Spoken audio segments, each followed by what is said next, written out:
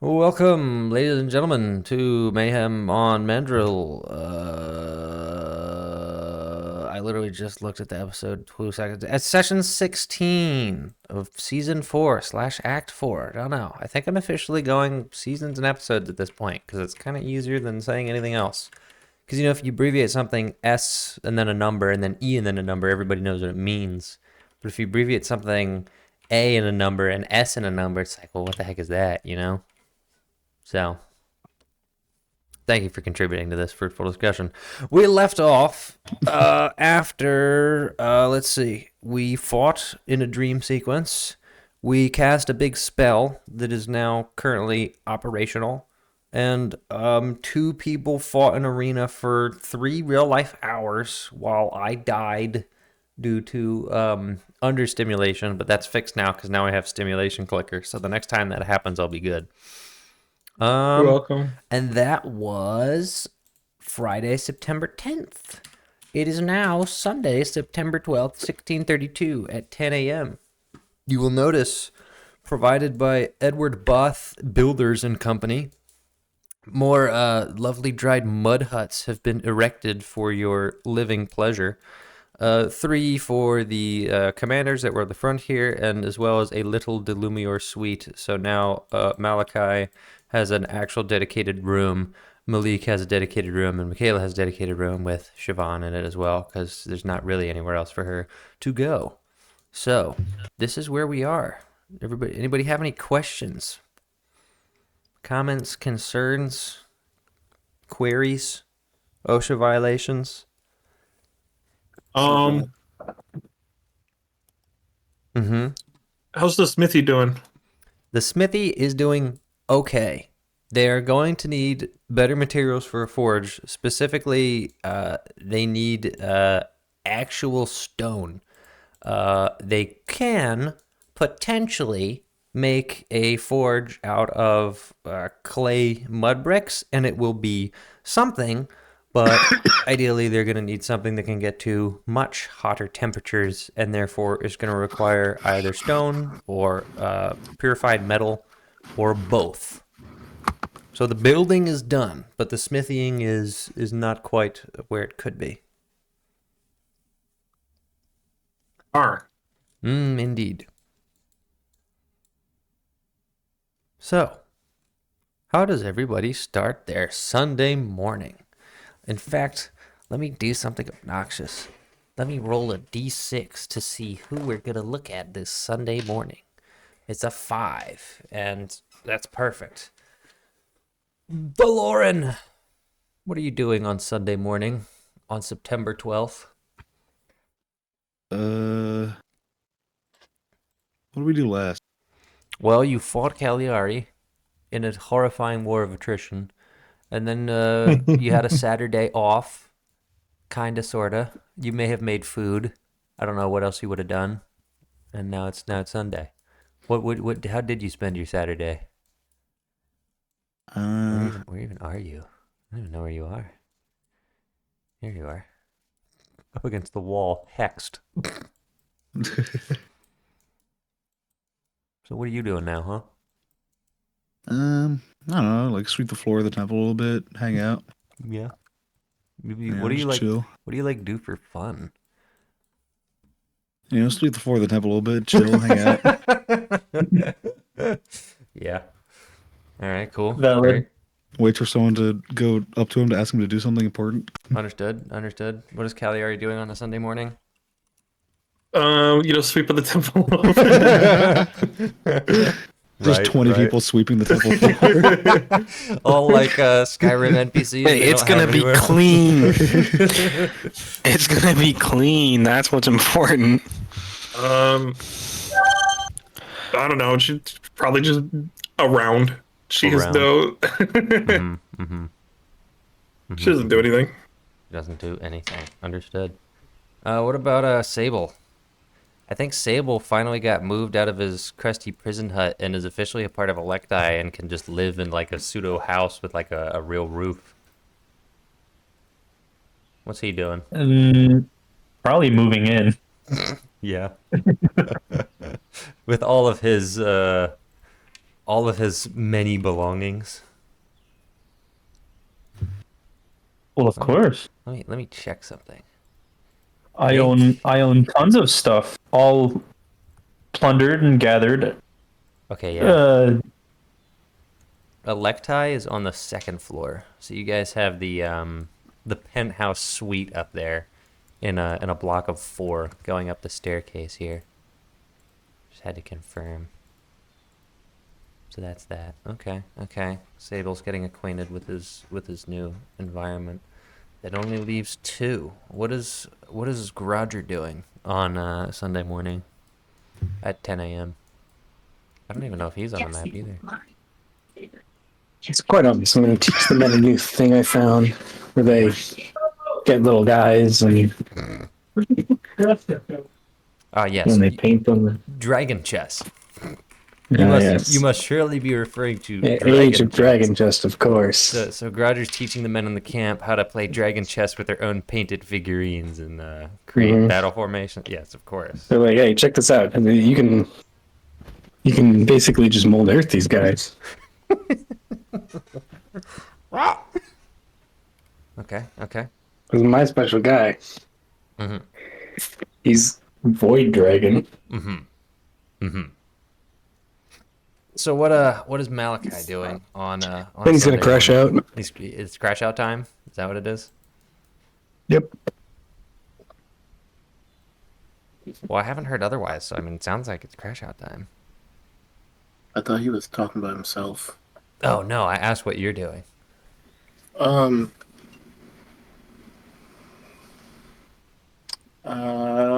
I guess on that Sunday morning, I think we had established it last session that like the family goes to the temple on Sundays, Mm-hmm. and Where they find Thaloran sweeping the floors. probably Is Siobhan coming along? Because she's kind of boarding with Michaela at present time. Where's Malik? I mean, whichever she feels closest to. I mean, honestly, I imagine. I don't know if she's bonded with Michaela, maybe she will, but otherwise she'd probably be looking for wherever Roger is. Yeah, but it's not exactly appropriate for her to be sleeping in Electi. No, she's not where- sleeping Yeah. there. She would, as soon as she'd probably go look for him or be with the other sorcerers. But she's rooming with Michaela. That's what I'm saying. Rooming with Michaela. Yeah, no, I know. Okay, I'm saying, but I don't think she would come to the temple unless they bonded. I see. All right, let me roll a bond check real quick. All right, I rolled a nat 1 on a bond check, so Siobhan is immediately off looking for Grouger, apparently. Mm-hmm. The Delumiere family enters the temple to find Thaloran sweeping the floors. Thaloran, please roll for me a sweep check. You should find Yeah, it let me right look on D&D, your yeah. right on your skills page where it says sweep. It's one of the essential D&D skills. Oh yeah, I see it. Mm-hmm. Yeah, it's rolling. Do you have proficiency with brooms? No. Okay, well then you won't be adding your proficiency modifier. So let me know what you get on the sweep check. Yeah, it's rolling. Okay, it's gonna be Mega Typhon kill, isn't it? All right, I rolled. Let me just. I got a 2,155. Yeah, it's on Mega sweep. Typhon kill. Okay, so let's see. That's 200 d20 plus 4. So it's 2155 minus 4. So he actually rolled 2,151. We divide that by 2,000. Excuse me, 200. So you basically rolled an 11. So you're doing an okay job sweeping the floor. You're not really getting into all the corners, but at the very least, the main walkway of the temple is clear of the dust that, of course, has been really falling. Not really any leaves because there's no trees, but dust is coming up from the ground now that the dirt is a little looser, and so you're just keeping the temple area clear. You're doing an okay job. You're doing a passable job. And the That's good. Lumiere is walking. So this is a week. This is 2 Since- days. We Wait. left off Friday, September 10th. It is Sunday, September 12th. You Wait. purposefully skipped September 11th, didn't you? Not Retroactively, yes, but not intentionally. I needed 2 days to pass for a very specific reason, and it just so happens that, Wait, September so when 11th did was. the dragon come? The dragon came exactly 1 week ago. Okay, so we did stuff in between. Yeah. You built a bunch I of stuff. You cast the spell. I don't. I did Yeah. not realize that was after that. Okay, Yeah. okay. Basically, last session covered sort of like a week of time passing because we started. Last session was on Friday. So yes, a week has passed. Wait. Okay, last session was on Friday. Mm-hmm. In game was on Friday. The Friday session 2 days. before the Friday session 2 days ago. correct. The session before Okay. that was Sunday, September 5th, which is when the Okay. dragon came after prayers were made. Okay, that's what I thought. Okay, all right. Then I guess I kind of want to check on that special. Well, after we do whatever, I want to check in with the crafters, artifice people. The artifice. I guess I people. could talk to Rainey. You can talk to Rainey. Maybe her and Stewart together and see if they can come up with what I'm thinking about. Is this for the your fancy little earrings? Mm-hmm. Okay, okay. Yeah, you should probably go brief them. Why don't you go do that after you take your time in the temple? Go brief Rainey and Stewart. Okay, so after family time, Mm-hmm. Oh, I look, think you're we do there. I imagine we do brunch and stuff. Of course, of course. Um, and then I would go look for Rainey and Would Rainey be working at the Smiths theoretically? Yeah. Okay, reasonable. That's assumption. that's why I've been asking about it a lot. Okay, understood. I'll put you there, and Steward will be easy to find because Sorcerers of Mayhem. So, who are you retrieving first? Are you meeting Rainey at the fort? Where are we getting these people? Because you'll reasonably know that Steward is with Sorcerers of Mayhem. Rainey's at the forge. I mean, I would tell them both to meet me in the square. In the square, like in teleportation circle square. Mm-hmm. Okay. That's the new center of camp. It So is the new center of camp. All right, Rainey, you've been summoned. So, do you comply with the summonings? I presume. Yeah, she's probably working on something, and then she gets a little bit carried away and realizes Yeah, she's we'll going to be be a little late, bit and late. then Yep, rushes yeah. over. Fair, understood. All right, you rush over a few minutes late after being absorbed in your work. hello, both of you.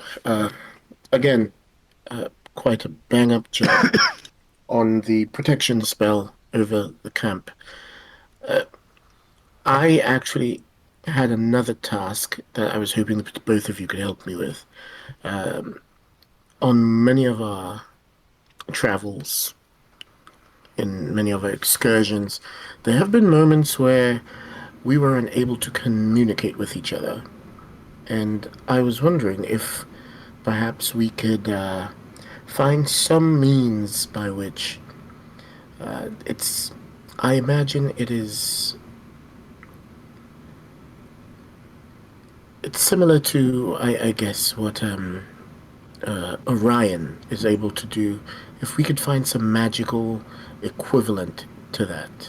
You would like me to be able to replicate the psychic powers of a half vampire? Well, Stuart, I know you like a challenge, and so does Rainey, from what I gather. I can make one pair of sending stones. Yes, but I was thinking something more advanced. Right, but it's on the right track. Yes. I think I may be able to assist you in reaching beyond such, not to be offensive, but primitive items. Well, I suppose as someone who casts sending quite often, I would prefer to not be limited by the, Would it count? Yes, there are times where information needs to be given in full. I will have to consult on some of the technical details with Asnik, but the construction, I know some of the materials I will need. Rainey will assist, of course, with the physical aspects of the assembly, and I will brief you on what we need from there.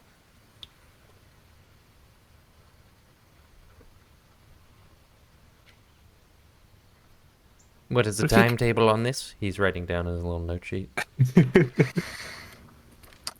I do not have a departure date yet for a mission that I am planning that would require us going into Lucine. To some degree, while I know it is going to be a magical item, I am also wondering if it can be lower in terms of magic and more a feat of ingenuity. You ask much of me. I will see what I can do. Yes. All right, Rainey, we have some things to discuss. Now, first of all, do you understand the principle of... And he immediately begins trailing off. I'm gonna need you to roll a, What do I need you to roll? History? History. I got a 19. Okay. He begins talking to you about some resonant wavelengths that different materials emit and how they interact with magic fields. And you are very familiar with this. This is pretty much standard magical history. It's about like, it's a little more advanced. It's not something you're exactly going to get into as a wizard's apprentice, but you're very familiar with the concept he's talking about. And soon enough, you know exactly what materials you're going to need, and you guys are able to start riffing on what exactly you're going to have to do in order to produce these little baubles. Cool. So, See, what I came up with was like magic fax machine, where you write a letter and it gets sent to another person who puts parchment in a thing, and then it duplicates the letter. hold on, that's good. Malachi, what's your opinion on this? Well, for those instances where we do not have access to pen and paper or Sure. quill and page, that might not be the best. Magic fax machine. I was just like, I was thinking like, okay, it would be kind of more realistic if we can't make exactly what he's asking for, but if we could make something similar. Right, and I was right. like, okay, so what if he wants a large word count? What can I do with that? Paper, fax machine, boom. That's kind of funny. Now, your goal is going to be to create earrings that are able to perform this feat. You will need copper. That is one of the first things you will need. Not an abundance of it, but high quality refined copper, which you will either need to collect from existing items that you have. There may be some in the archives, but that would require an expedition there. So There's one this thing guy, Ian Nasir. He's my copper hookup. in what? Ian Nasir? Ian the Seer. No, sorry, I'm making a bad joke, and I don't think I'm saying his name correct. Okay. Well, it's going fully over my head, and Stuart absolutely has no idea. So It's like one of the oldest clay tablets still in existence, and it's a complaint about a bad copper salesman named Ian Nasir. oh, that's like in one of the New Testament books written by Paul, he like calls out Alexander the coppersmith and says, "Who wronged me?" and then just moves on. Oh, I gotta look that up now. Hold on. Recognized as the oldest customer complaint. Alexander the coppersmith mentioned in 2 Timothy 4:14. Hold on. This is an important sidebar.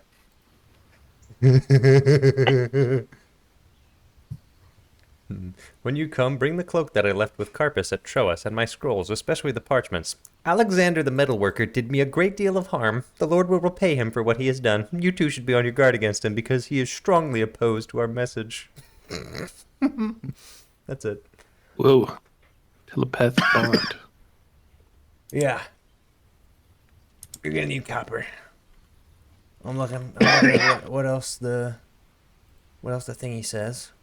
Pieces of eggshell from 2 different kinds of creatures. Yeah, we're not gonna be doing that. I'm gonna say copper and a gemstone and some other materials that are gonna be TBD. And we will go from there. All right. So. We can get the eggshells from 2 different creatures? Mm-hmm. I'd be laying eggs. Wrong. So moving I on. was going to ask if Dragonborn lay eggs. That's a great question that I'm not answering right now. Yeah. Not that I would recommend that as an option. Just curious, yes. So, it is September. We are slowly phasing out of summer weather. And notably, it's a little bit cold today. It's a little chillier. And it's a little unusually chilly for this season and this altitude. It's about 50 degrees out at 10 a.m. And the clouds are starting to cover the sky. Maybe this means rain, but it's turning into a cold, overcast, dismal kind of day. There's like a really basic druid spell that'll tell you the weather, I think. A horn blows from the west. This is one of your warning signs.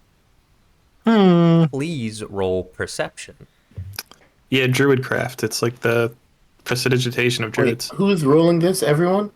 Anybody who wants to roll perception or use their passive. Yeah, Kelliar is probably bored and around. 17. Okay, cool. I'm thinking about that. Roger, I don't know what you're doing, but you're free No, I to roll. forgot how to roll. Okay. I could have Vesper fly up in the air and get a look, and he's Is the got thing you huge could and perception. Probably should do. Nat 20 for a 32. Okay.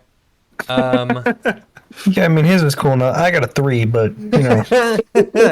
Grudger, Sorry. Grudger does the Mr. Krabs looking over the boat thing, seeing absolutely nothing. Vesper flies up 20, 30 feet into the air and peers out, locking in on the sound of where the horn was blown, and realizes that it is the encampment where I think Loretta... Let me verify that because there are 2 L names and they were sisters and one of them died. Yes. The signal is coming from where Loretta and Julia from the asylum were stationed at their little lookout camp outside of the range of the main camp and the force field, shall we say. You're fairly certain that even though they should be beyond your sight, you can almost perceive them running for their lives and limping. So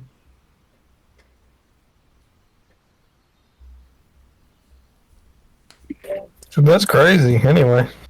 Yeah, well, I mean, I guess I communicate that. I don't know what to call it. The west one. It's probably like West is fallen. West B2 or something. Like I don't know. Southwest Outpost. Southwest Outpost. Okay, well, some people are going to mobilize and start running out there, including people Something from... is happening and nothing Gladius and happens to Bill. Yeah. Anybody else doing anything while a subtle chaos erupts over the camp? I'm going to ritually try and cast. Well, I'm going to ritually cast sending to whoever I know is at that lookout point. Okay. So you know Probably Julia. Julia. That would be one of the easiest people to send to. And I would say, what has happened? Okay. That takes 5 minutes, right? Or is it down now I think you had brought it down, to like 3? possibly. All right, I'm gonna say it's brought down to 3 for the sake of it. It takes a bit of time before the message goes through. In the meantime, Malika's begun talking to Vesper. Some of the close quarters guys have gone out. Khaldun and Lizzie emerge from wherever the world they are. I don't even know at this point. Iovita and Tiberius are probably fully going out there. There is a wall that now kind of has to be scaled because there's not exactly a gate, but it's only 10 feet, so they just leap over it. And shortly after Malachi's message goes through, he does get a response from Julia, who just says, "Dog, rabbit, dog, bit." Dog's back. Go. If the Lauren and other healers, if there's anyone within like 120 feet, I'm trying to like find them, but I'm casting message as I go, trying to like find them. Okay, got it.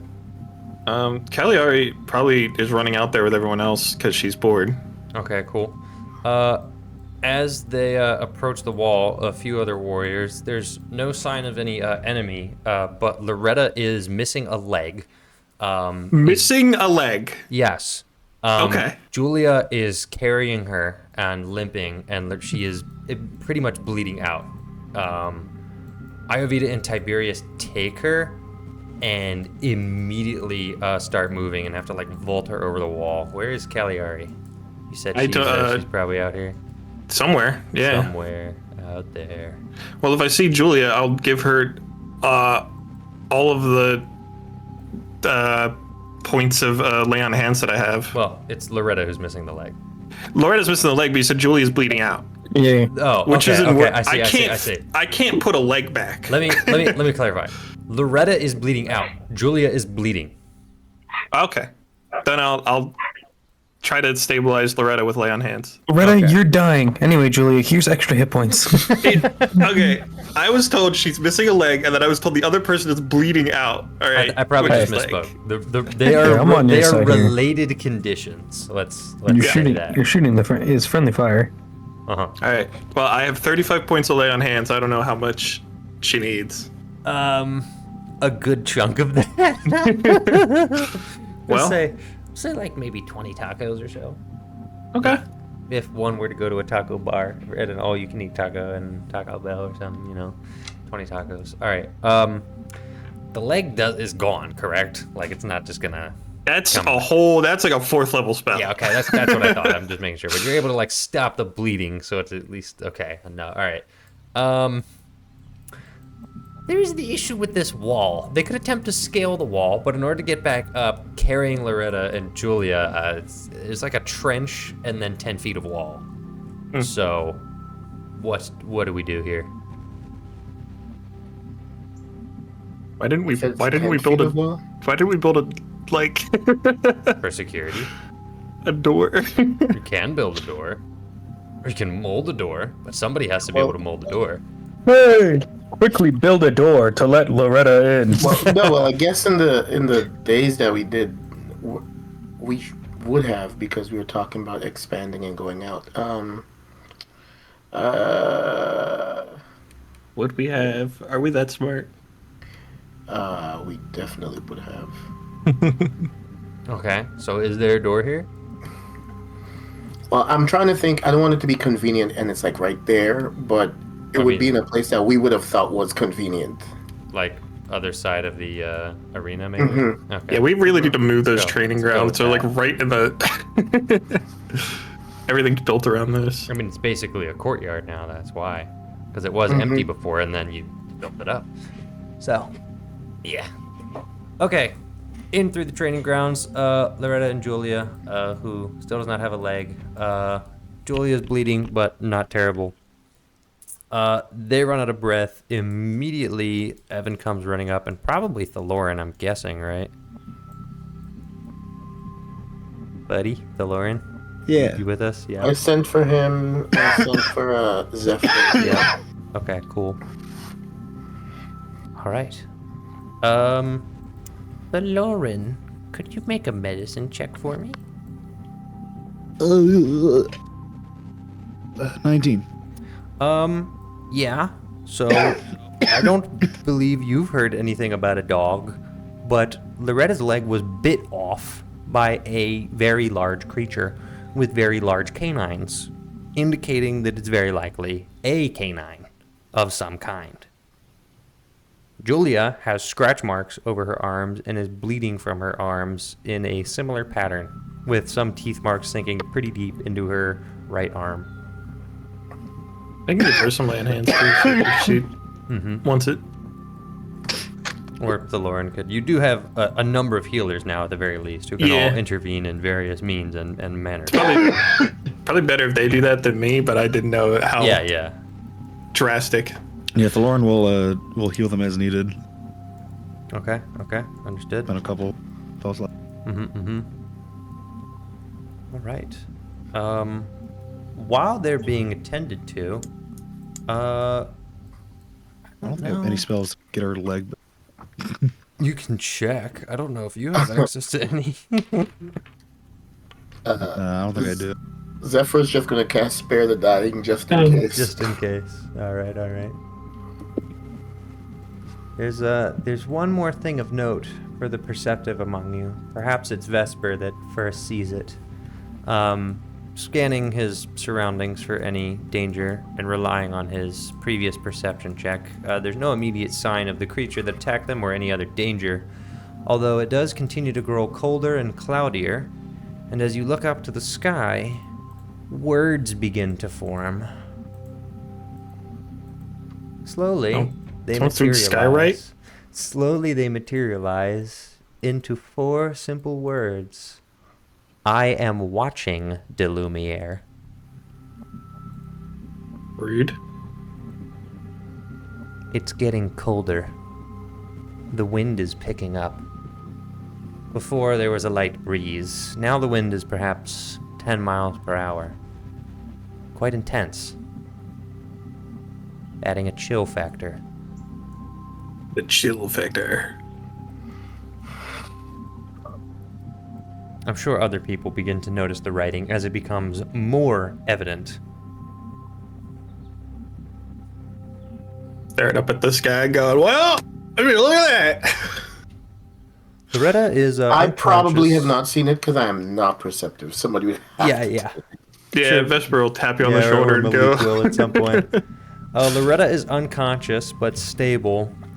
Julia is conscious but out of breath, bow on her back with a quiver completely emptied of arrows.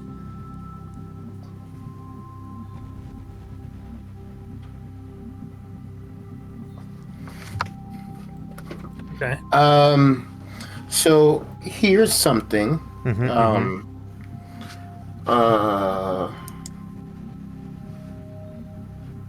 Okay, no, I don't think it's something. Okay. Ignore me. All right, I'm ignoring you. Julia begins to speak after catching her breath and processing the situation and says, some giant dog came out of nowhere and just latched onto her leg. I shot it 3, 4, 5 times. It didn't go down. I think I wounded it. Giant dog. Describe what did it look like? Red, glowing eyes, horrifying mouth, breathe fire. Doc Clifford. So, I don't know how much I would actually know about this. You could roll a nature check. If Or this is what I nature think it is, could I not also roll a religion check? Religion check. I don't know. I don't really know how to answer that. If it's in all related to like hells or It's not really religion though. It's just a type of creature. okay, I'll do a nature check. Or yeah, okay.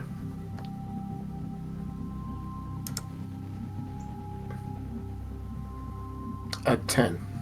10. I'll give you this. It certainly sounds like something demonic or fiendy, but you can't recall the specific creature or recall a name that matches the description perfectly. All right. Well, I'll mention it to everyone that I'm utterly coming up with a blank, but it seems to me to be some sort of, I don't know. I've always aren't there some sort of beasts that like hounds of some sort or something like that? He's really reaching for it. I don't know what the hell you're talking about. Yes. Wait. Can I roll again? Because that was funny. Yes. But just straight roll or Yeah. advantage? No, absolutely not. You already rolled once. This is giving you advantage. Straight roll. 19. Hellhound. Wow. That's it. A hellhound. I don't even think that was any of my characters. I think that was just somebody in the crowd. All right. Well, Malik immediately goes, "Why in the world will there be a hellhound out here? I hardly doubt that's a natural No, part of the fauna." Malik. We were supposed to kill a devil. That's right. Well, this is concerning.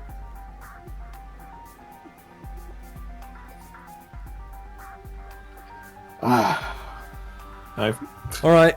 Camp is going on alert. Men at arms. Get your wizards in their place, whatever they can do. If they're combat ready, make sure they have their spells ready and their wits about them.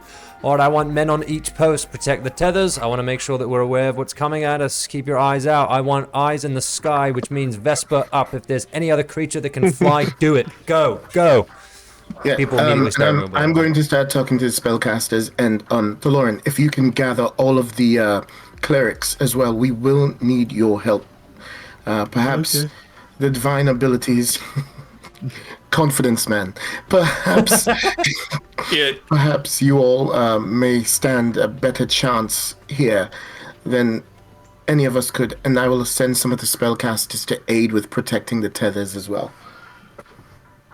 I'm gonna have Cagliari like right out front because she's paladin. Like out here. Yeah, like Out- in front out. of Yeah. in front of everybody, ready Yeah. to intercept. Yeah, okay. Got it. All right, I'll probably make some groups because I don't really feel like doing a bunch of things. So we're back with they. Hell yeah. So Malik is calling for I can feel my CQC. identity being stripped away. CQC on the corners around the tethers, which have light protections around them. That's going to be split between, I guess I will do this. I will put half of Gladius here and half of Imperador on the other two. It's funnier now that I know that noise is a work email, not like Clash of Clans. I forgot that that's what it was. I'll be honest, one of those was Nick sending me something on Instagram, the other was a work email. Oh, okay. Amazing. I responded to a message that was sent to me because I have a problem. Yeah. The notification needs to go away, Nope, but yeah, I'm I- not turning off the notification. I understand fully. Alright. Leo and Lapis full units are being deployed. Genesis is being deployed by the bridge with Beta and Saul. Fumo is being deployed out at the other tether on that corner. Velez is honestly probably I'm equipping my alternative Grodger in the skin. middle here. That's good. I'll put Falco in the middle here. I'm gonna be like palette swap. Electai will be behind Cagliari. For now. Canis will be in the courtyard in the training grounds. And I will remind everyone that no aberrations, fiends, or undead can come into the area. Oh yeah. Yep. Which means everybody is effectively guarding the tethers. The problem is the tethers are right outside. So Gladius, Leo, the other part of Gladius on Lapis, and then Imperator and Fuma are at the tethers. And I mean, realistically, I could put more people, but depends on how you want this. Thoughts? I don't know if this might be best or if we send a cleric with each group as well. You could reasonably do that. You have Sage, you have Zephyr, you have Thaloran. So that's, I mean, at least 3 of your corners. If you want to just cover your corners, you can do that. Yeah, we can do that. I'll put Thaloran top right for now. I'll put Zephyr bottom left. And then Sage is somewhere. He's on food duty. Got 3 corners covered with clerics. Alright, well that's something. Well, we can put, yeah. And where's Cagliari staying? Because technically she will count as someone who can do She's that too. currently just in the middle here in the courtyard with some other. Okay. Yeah, she's pretty quick, so Yeah. she can get to wherever she needs to go. Loretta Perfect. and Julia are being taken to the clinic by Higgins. Alright. Well, ladies and gentlemen. You all ready? Sorry, just one thing. I want to figure out where I would be. Go ahead. Alright. So, did we send a spellcaster with each group? I'm assuming yes, but I do not have them on the map. It I would guess be my question between is this possible? Can, like, the spellcaster stand on top of the... walls. Yeah. Mm-hmm. Okay.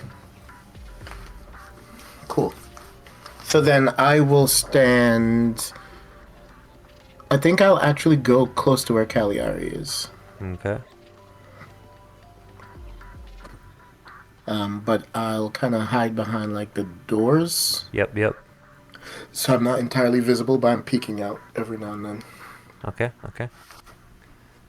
All right. As you wait and watch, a system of call signs is set up between Malik and his other troops. So you now have a system of relay between line of sight of each of the 3 corners.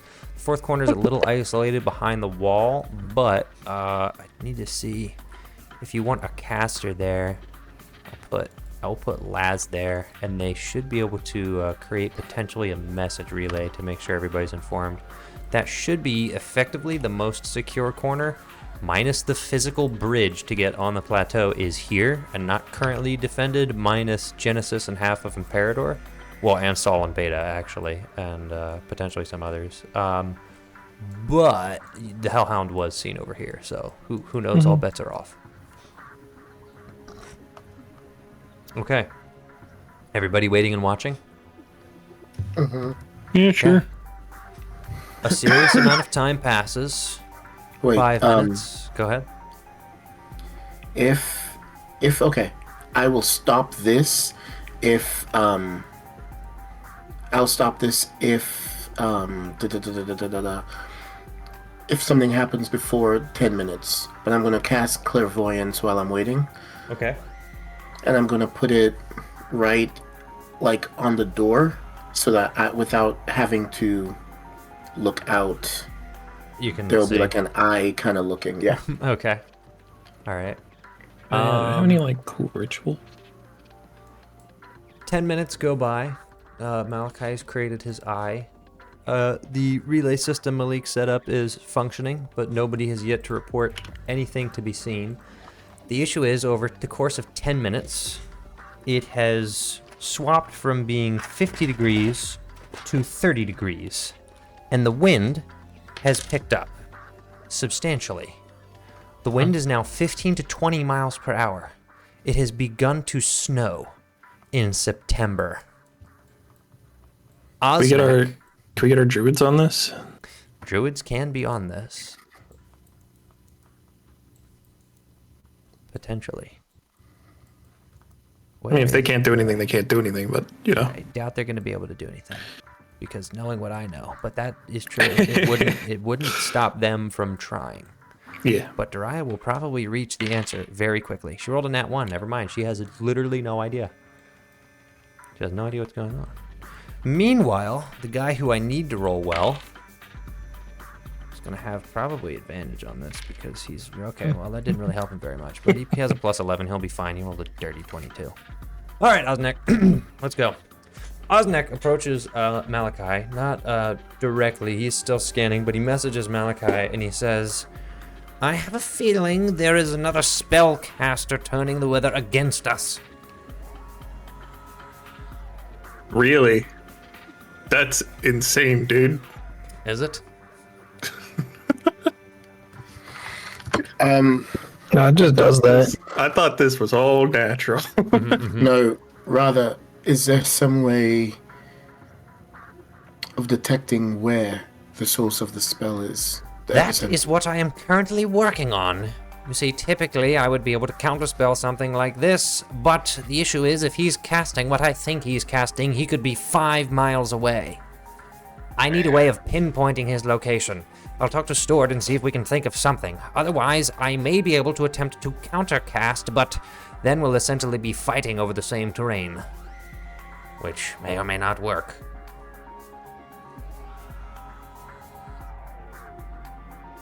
Rainy also has Skywrite if you want me to respond. That'd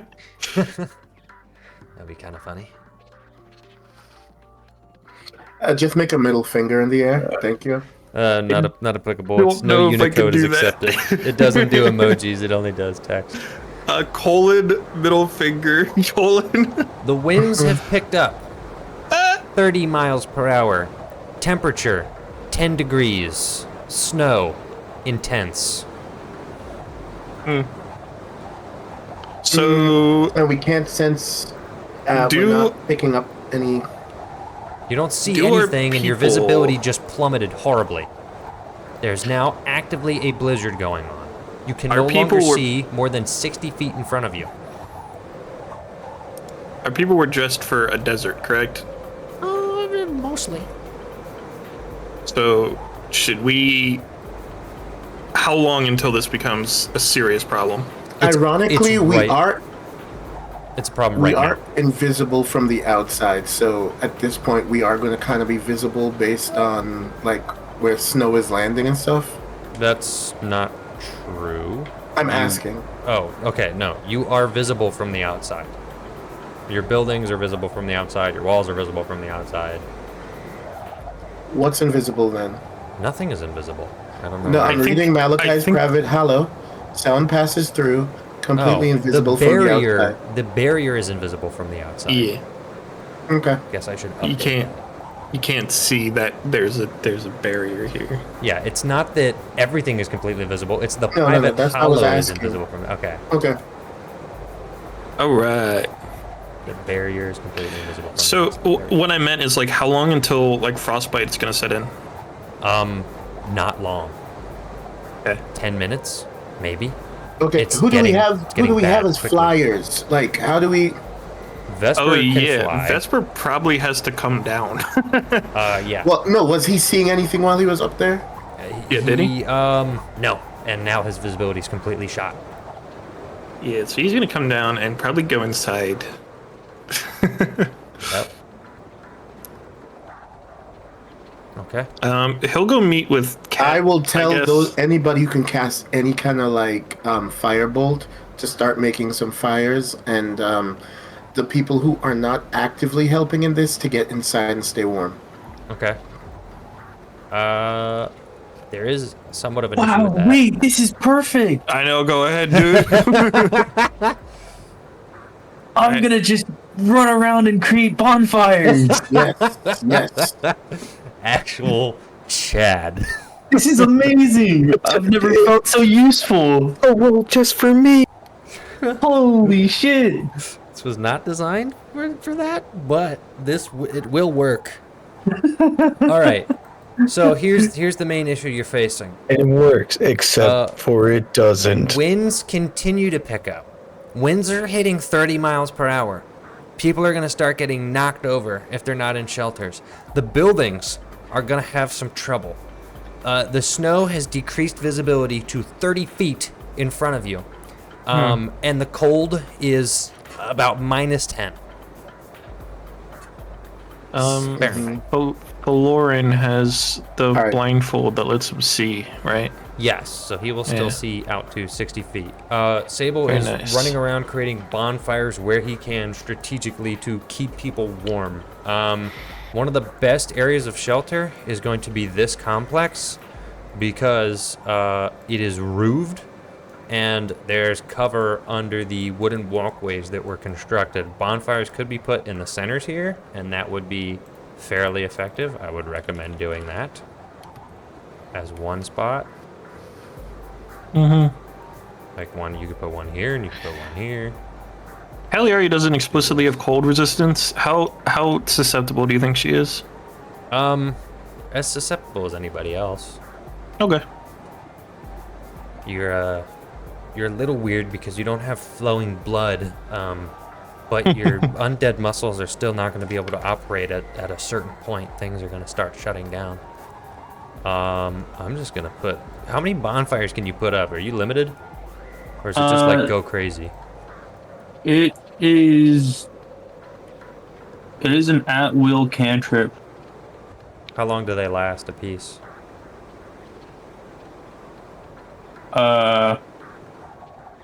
It doesn't say. Kind of funny. Oh, concentration up to 1 minute. Okay. But I feel like if there's fuel, it would... You could set up fuel. Do we have spots. fuel? You do. You Yeah, have a bunch and- of wood being used to construct the stable. Well, I was Well, also going to say, No, anybody, light shit on fire. other people can help Well, too yeah. with like firebolt and stuff. Correct. So we'll assume that you're assisting in setting those up and taking some wood from the under construction stable, getting things going on that front. Your units are not going to be able to stay outside. There's a chance your units are not going to be able to survive inside All right. in this weather. All right. This is. Osnek messages Malachi and says, I have not been able to pinpoint where he is. There's very little I can do aside from countercast, which I have begun doing. It's going to take Okay. me several minutes. It'll take Wait, 40 minutes. You're countercasting. What spell? What spell is this? I'm person controlling the using? weather. I'm reverting the weather back to what it is supposed to be. But it'll take 40 minutes to take effect, and at that I will be contending with whoever this other caster is for dominion over the weather patterns in And this area. what is the range of this? 5 miles. Okay. All right. 5 miles. We certainly could not trek out of this place. No. Which direction is the wind coming from? From the west. Cool. Should I just go? Should I just like run out there and see what? You could. Well, You can do whatever you want. I'm asking my friends Yes. because I make poor decisions. Cagliari.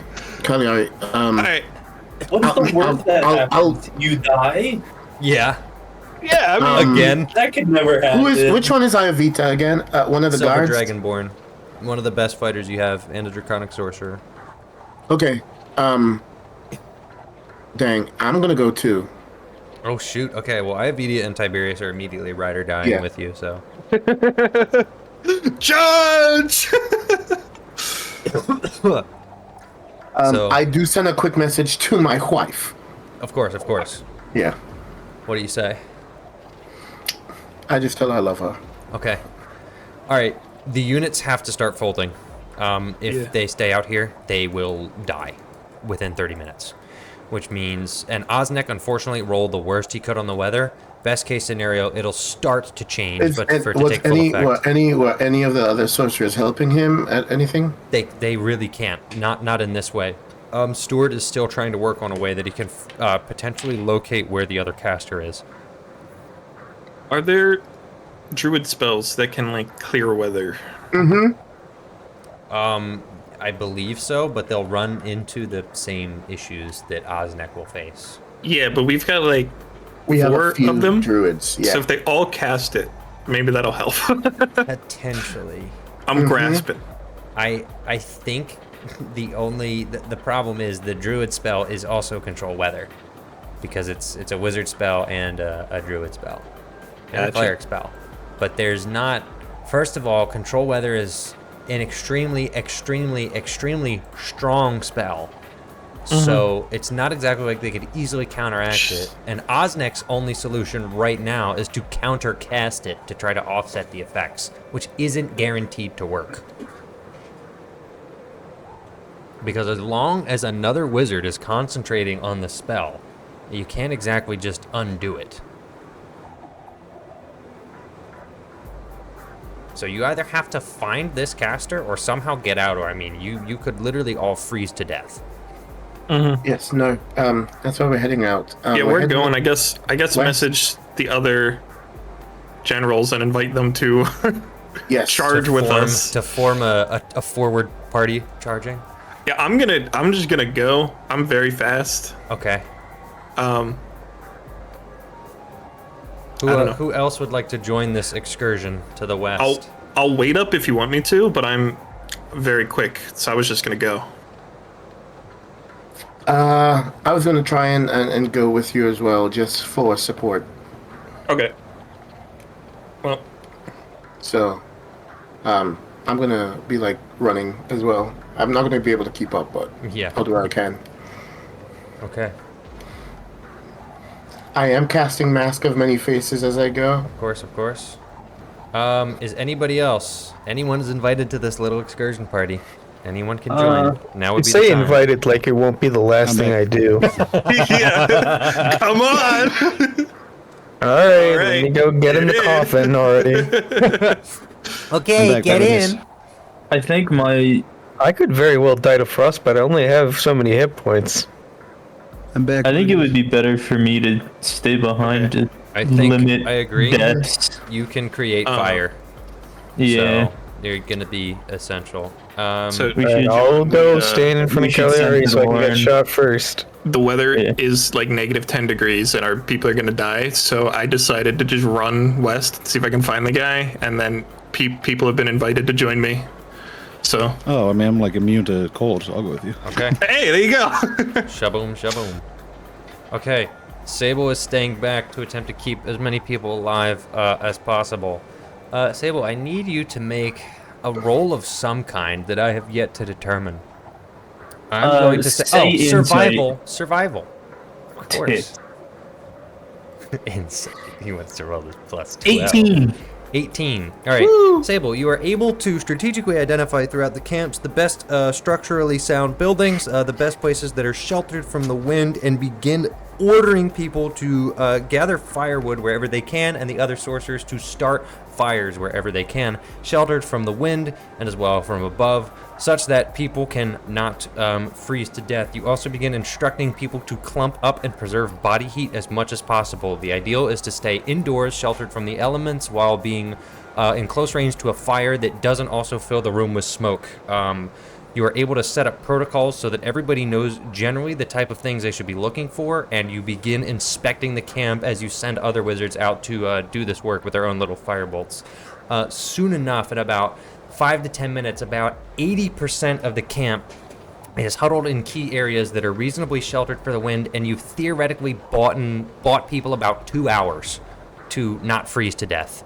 Those numbers could improve, but as long as you continue surveying the camp, you have, in a sense, turned into the de facto leader of this group of people. Alright, I think he has resistance to what? Oh shoot, lightning. Gosh. I thought there was something. I don't know. You just can you let me know if this is something that could help possibly? Okay. If Zephyr is trying to like cast gust to kind of like counteract some of the wind. No. Okay. The wind is constant. It would kind of be like trying to dilute a massive 27-gallon jug of poison by dropping a drop of water in it. It's not gonna do anything. Do we have anyone that can cast? Hold on, let me read this. I'm thinking of Tiny Hut. Tiny hut. Magic Mansion could also shoot. work. I was going to suggest that, and I also have Private Sanctum. The issue is No. Not private sanctum. Sorry, we don't need that anymore. No, Osnek could cast the mansion. It's a high level spell, and I don't think it would break concentration on his current spell. But it would, if a serious threat is to occur after this, it would limit his ability to defend against it. Well, we've got Steward. We need the people safe. Okay. So should he make a mansion? He can do it in a minute. Okay, cool. He'll switch gears and start work on it. Okay. That will work. All right. While you guys forge out, I'm going to assume you probably just cast Ascending to Osnek or something similar while frantically walking for 3 minutes. He gets the message. Eventually, he finds Sable. People are clumped up and instructed. Malik is running around making sure things are good. He's probably quite impressed with Sable. But inform Sable that Osnek is going to create Magnificent Mansion, and Sable needs to help him direct people towards the mansion once it's time to go. There's about 2 inches of snow on the ground now, and it's piling up further, and banks are already forming around several of the buildings as the wind is whipping it into them. Some of the roofs are also coming off the buildings as the wind is up to about 40 miles per hour now. We're approaching gale force winds. If people are not careful, in the next few minutes, people are going to have to start making strength saving throws, are going to be blown away and take serious bludgeoning damage. So things are very time sensitive, and these buildings may or may not hold up. Ooh. Um, so, I'm gonna cast Produce Flame up in the air to okay, gather people so they come towards me. okay, understood, Attention. understood. Oh, All yeah. right. Do we have anyone with thaumaturgy that can like triple the sound of their voice? That's a great question. I don't know. Because they could be like, "Come to the center." Or people with minor illusion can do it too, to some Yeah, degree. I'm sure the spellcasters will be assisting in any way they can. Osnek, after We a were minute just making my passes, happy feet clip. creates a door to the magnificent mansion right at the center of the courtyard, and people are directed inside as quickly as possible. Pretty soon, the camp clears out. People begin searching for stragglers, hoping that nobody's left behind. Sable, I need you to make an investigation roll for me, please. Investigation? Yep. I don't know. I can do that. 17. All right. As you begin directing people in, you are one of the last people through as you make rounds, ensuring that everybody has been found. You do realize that there are no footprints leading from the medic bay, and things are piling up, which means that Loretta and Julia are still there, potentially with Evan.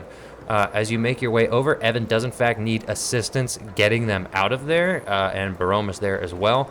And you realize there are a few other stragglers who were bunked up in the corner of Lux, including Crane, who does have resistance to cold damage and was insisting that she would just wait it out and it would be fine, and was actively freezing to death.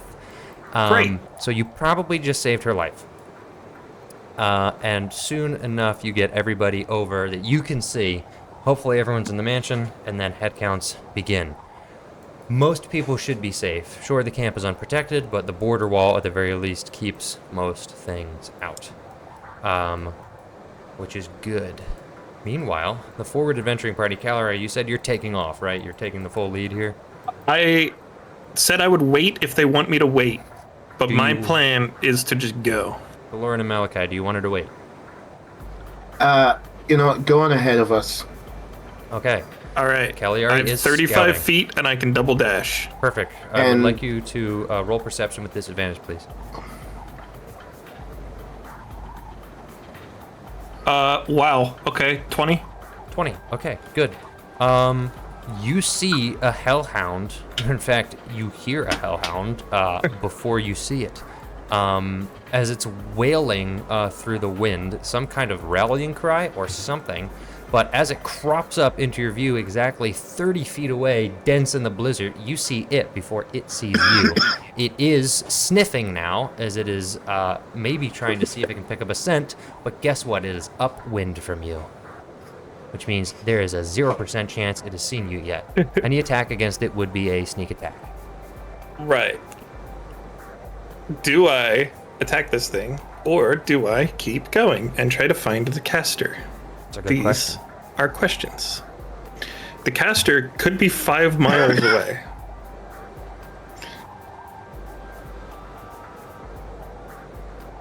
I don't know what to do.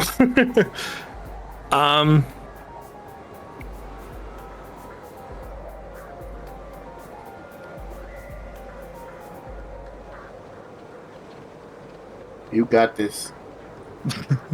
I am decision paralysis. 5, 4, 3. I'm gonna run 2. past it. All right, make a stealth check, please, with advantage. Okay. 23. 23. All right, you sneak past the first hellhound to realize it is in fact not the only hellhound. You find Oh. yourself weaving between an entire pack of these things who seem to be creating a perimeter and slowly, and in some manners quickly, making their way forward. A group of 4 of them rush past above you. Some others are a little bit slower. None of them seem to pick up on you, except 2, who stop in their tracks while the others run past and finally eye in on you and snarl. Roll initiative, please. These hellhounds rolled 2 nat 20s on perception rolls. I get a 20 on initiative.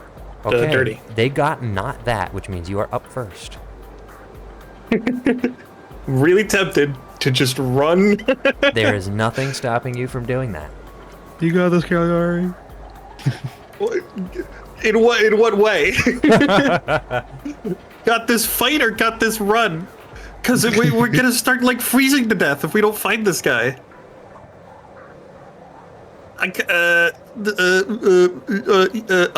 So why did Caligari go on ahead?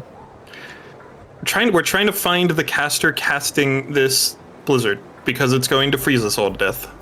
But why did you go on ahead of us? Because I'm very quick. Everybody at the camp's fine, but you don't know that. I'm sure Osnick will communicate with Malachi that people are in the Yeah, mansion. and they don't know that because it's not. Everything's bad. We all froze to death already. Well, Lauren doesn't feel any ill We effects 'cause of his magic remain. boots, so if he can follow along with her, he will. He doesn't Aren't you run as so fast special? I think he's just much slower. as- yeah, 5 feet slower. I have 35 feet of movement And double speed, dash. and I can dash twice. Ah, So I can move 105 feet per turn. yeesh. Yeah.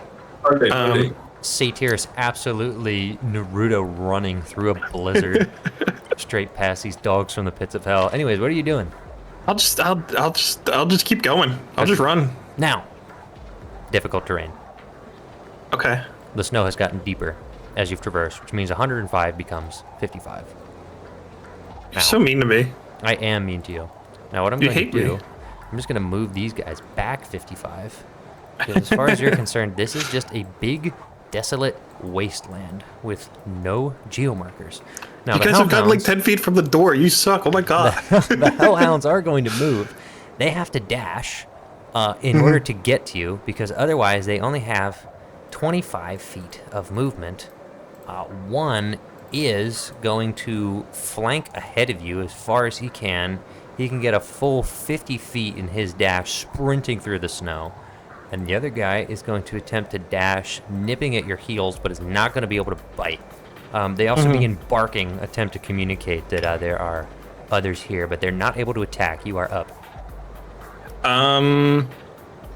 Okay.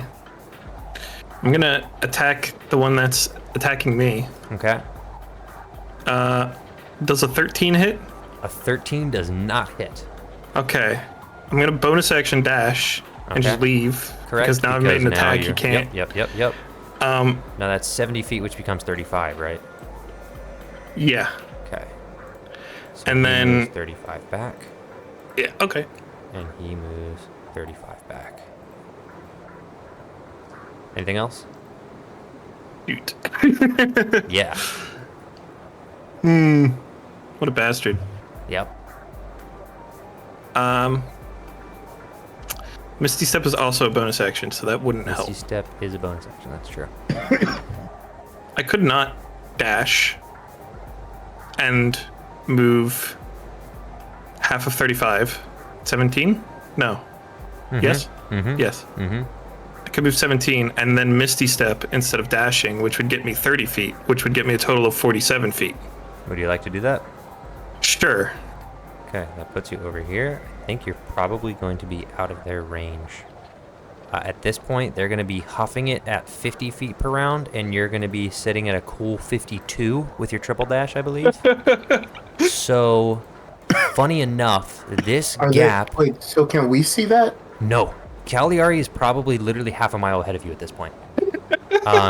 She's in a full sprint, outrunning hellhounds in difficult terrain, which you guys are also being slowed down by. The hellhounds, when they dash, can still move 50 feet in a round. She is outpacing them by 2.5 feet per round. They slowly trail off, and after several rounds, they're not able to keep up with her. Well, She is yeah, gone. because I was going to ask, does it look like they're not very affected by the snow? I mean, you're not there, so I guess for the sake of answering for Cagliari, they are very much affected by the snow. They're just fast as hell. Mm-hmm. Speaking of which, Checking how close we would you have have been to finally Riverdale. arrived within 30 feet of a pack of hellhounds. It's time for you guys to roll initiative, because you've caught up to the pack. Wow. Sorry. And this is a pack of 4. I got a natural 20 on my initiative. Great. 22. These guys did a little bit better this time. I'm also gonna be paying attention to the direction of the wind to make sure I'm still running into it. Yep. And now I get to not do anything for a while, probably. Probably. All right. You said you got over 20, right, John? Yeah. Go ahead. I got a 20. Oh, wow. Good for you guys. You're both up. Wow. Are they angry? Yeah? I just want to walk up and kill some innocent hellhounds, you know? Medium fiend. Lawful evil. Hey, you don't know that. They could be innocent. I'm the DM. I know it. They hurt to look at. Your character No, might we not don't know it. that. They're not pretty. They look evil. I love killing babies. What? All right, DeLorean. Alright, I'm gonna cast I listen to country music. Beacon of Hope on all 4 of us. Okay. So, concentration up to 1 minute. We have advantage on wisdom saving throws and death saving throws, and regain maximum number of hit points possible from any healing. And then I'm going to Sacred Flame the bottom hellhound. I rolled a nat Dex 20. 17. Alright. That's the third nat 20 I've rolled on this die. That Sacred Flame's in action, I forgot! Never mind, Oh. it didn't even happen. Okay. Cool. All right, Malakir. Okay, so, I'm going to cast a spell, and I'm going to place it, a 30-foot cube around them. 30-foot cube around them. Okay. What the heck is he doing? Okay. And I create a twisting pattern of colors. I'm casting Hypnotic Pattern, Oh boy. and so I need them to make a Wisdom saving throw. Well, that's an 18 plus. Wait, minus? Let me check the stat block real quick. Plus 1, that's a 19. That's a 1. That's a 14. And that's a 4. So 1 success. Okay, and they're considered charmed. I accept this. They're considered charmed by me for the duration of the spell, so I'm concentrating on it. And I'm going to quicken spell. I think no, I don't have quicken spell on right now. Wait, yes, I do. But I won't do it. Well, which one looks like it's not Top guy. Okay, so I'm going to tell the others. Focus on one at a time. Okay. Well. So, and Tiberius, I'll point at that one in front of us. okay, the one that- Tiberius is yoinking a chromatic orb. Hawa! A chromatic orb of, I guess probably maybe I shouldn't do fire. I'm gonna say I guess I would say something. Sorry, I would clarify. Don't hurt the ones that are charmed. They are not stupid. They know. They're sorcerers. Yeah. They can tell. I'm just gonna try to hit him with cold damage and hope he doesn't have immunity or resistance, which thankfully he doesn't. That is 10 damage to Big Man. And Iovita's gonna hit him with a classical sorcerer's burst, which doesn't hit, tragically. So Young Bull over here is chilled, but has not taken very much damage. The other three are incapacitated. Their speed is 0. And I don't know if they have a save. I think they're just screwed. Yeah. Nope, they're just charmed for the duration. They're incapacitated completely, which means we're actually back to the Lauren. No, we're back to this Hellhound because he's not incapacitated, and he's gonna rush Malachi. He can get there without dashing. He's immediately going to go in for a bite. That is a nat 20. Shockingly, it's a different dice from the one that I was rolling nat 20s on earlier, but still, dang. With the nat 20, how much is it? How much is what? The damage? No. What is the score with the nat 20? 25. 25? Shields don't stop nat 20s anyway. That's not true. I'm pretty sure it is. No. I think that's a DM choice. No. Where would that doesn't make any sense. A natural 20 on an attack roll hits a creature regardless of its AC. No, I'm casting the spell shield, so it would have Nope. pumped it over to I it. literally just said a natural 20 All hits right, regardless of AC. That is one of the most basic rules of D&D. A nat 20 always hits. No, there's no That's literally foundational. A nat 20 always hits. I'm not. Your Honor, Gigabomb? So anyways, moving right along. Wait, so how much damage? I am doing that. I was distracted by a man who was arguing that it wouldn't hit. I wasn't arguing. It's gonna be 17 plus 7 fire damage. Right, 14. so Excuse me. 20 14 piercing plus 7 fire. So 21. So I need 10 on my concentration. So a concentration saving throw. I have advantage on those now. Very nice.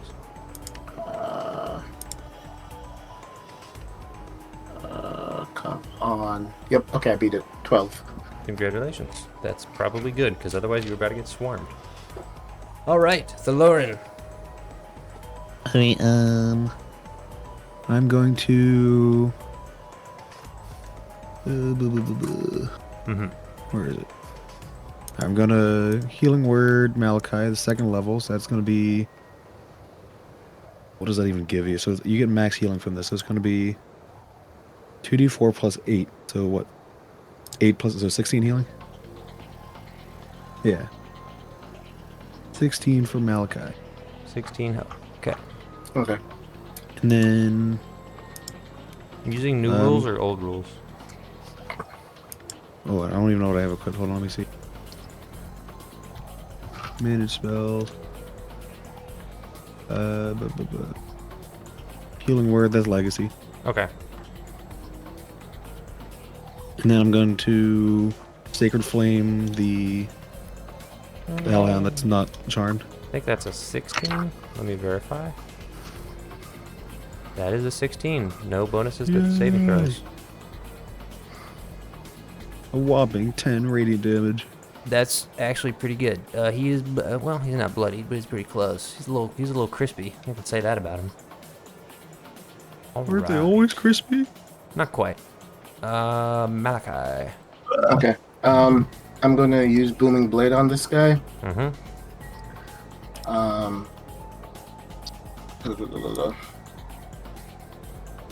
At 28 to hit. That actually misses. I have 30 AC. And so I do 14 points of slashing damage. 14. Yikes. Okay. And then 7 points of thunder damage. Okay. And then as a bonus action, I need you to make a strength saving throw. I'm going to try to push him 5 feet. 13. Okay, he fails, so I push him back. Okay. He's teetering on the edge of life. Ayurveda unleashes a sorcerer's burst and caves his skull in. He is done. The other hellhounds, with a successful concentration, remain incapacitated for another 8 rounds, meaning if you wish to trudge forward, you can. Mm-hmm. But they may catch you. They are fast. No, I think we should take care of them. Okay. I don't want them heading to the camp. Okay. In which case, given that they're incapacitated, I'm going to assume that you guys are intelligent enough to pick them off one by one without them doing damage to Yes, you. Yes, that's All right, kind of cool. what we're gonna do. Then let's not roll. Let's just assume that it's time to dole out punishment. All right, Cagliari, you have run for quite some time. Roll for me another perception, or if you have one, please repeat it to me. I do not recall. I think it was like a 20 last time. Yeah, you made me make it a disadvantage and it was a 20. Okay, cool. Let's just take that. Okay. The wind has not died down, but many minutes have passed. And let's actually take a look here. I believe that this plateau is only 3 or 4 miles across. I think something like 3. And you're probably realistically going to be approaching the edge of the plateau. Now, it is not exactly clear what you're looking for.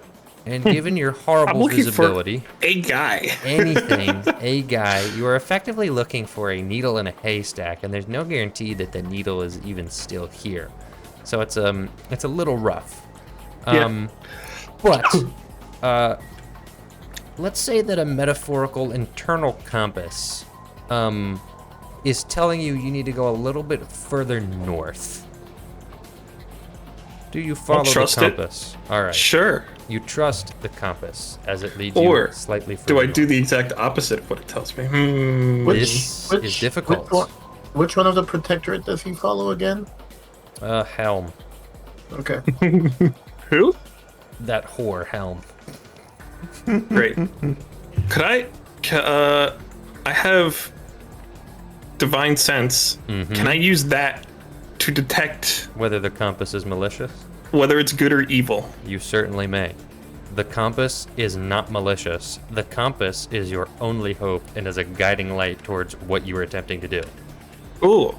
I also can use that to detect any celestial fiend or undead within 60 feet.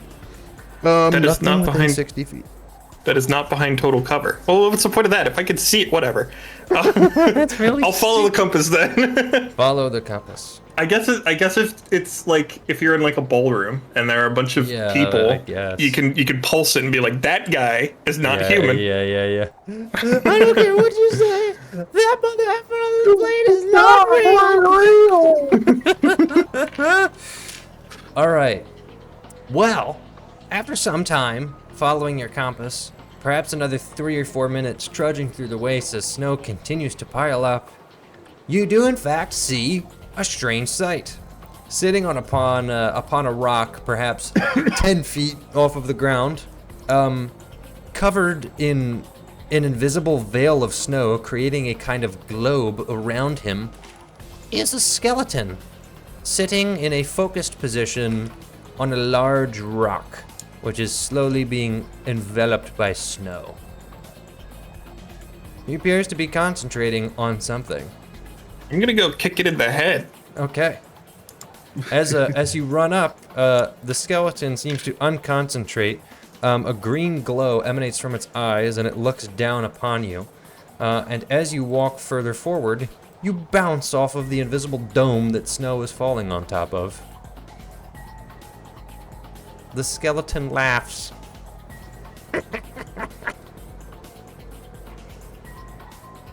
Okay.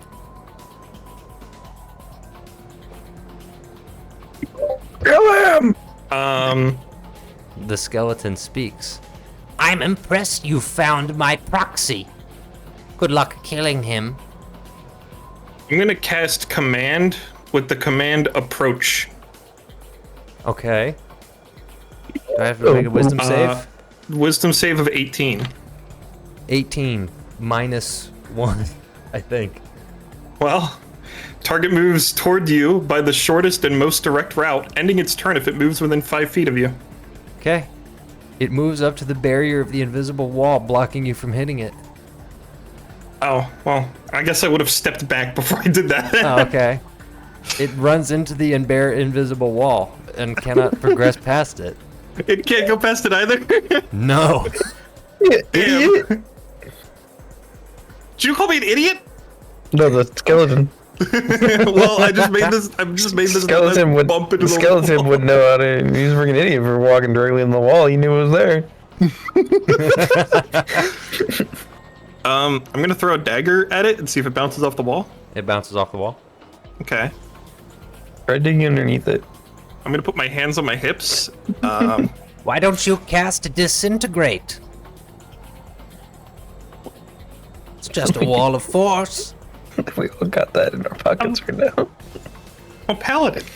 Oh, half caster. Womp womp. Getting destroyed by this guy.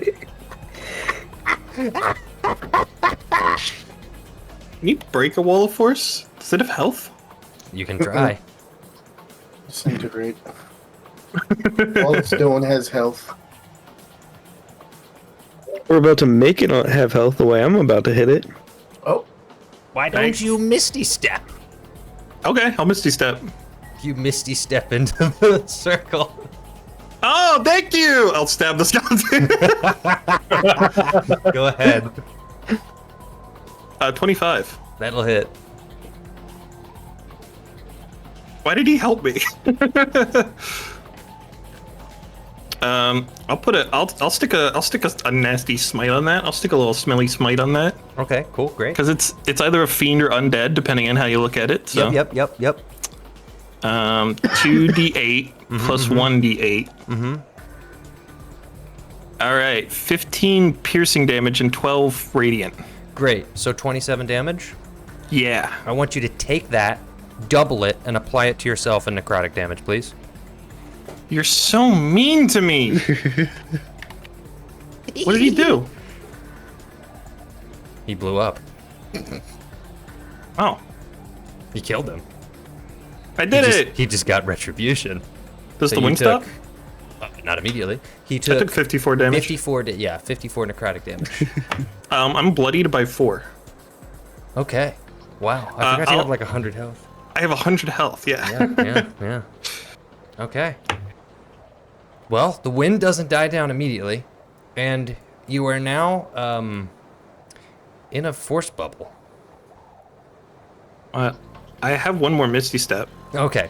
It's gonna be really awkward if you did it. Are you We Misty just finally stepping out walk of over the to see bubble? Kyrie stuck in a bubble. Yeah, I'm Misty Step out of the Stuck bubble. in a snow globe. Well, wait, hold on. First, I'm gonna investigate the entire center of the circle, make sure there's nothing in here that we might need, and then I'll Misty Step out. All right, roll for investigation, please.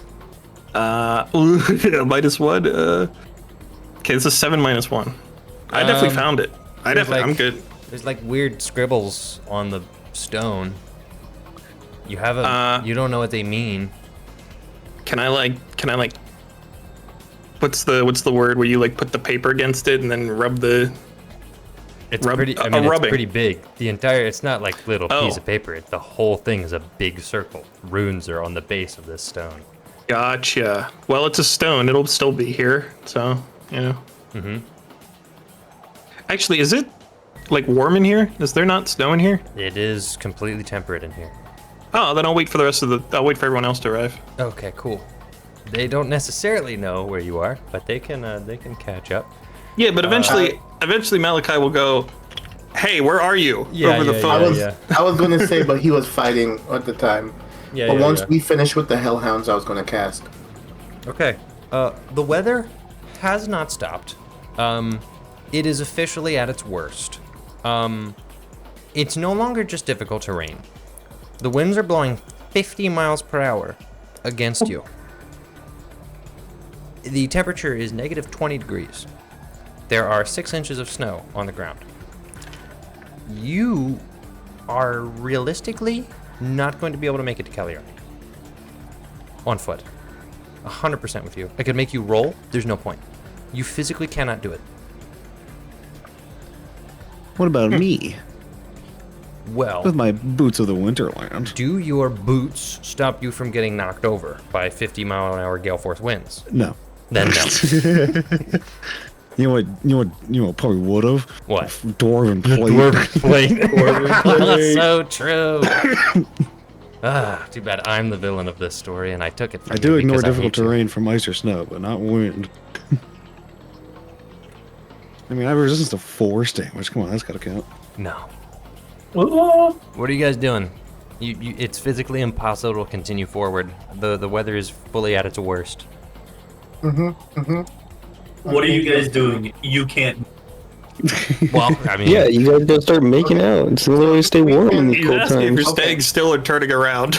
So hold on, I have an idea. It sounds stupid, but is there any place at all like we can try to?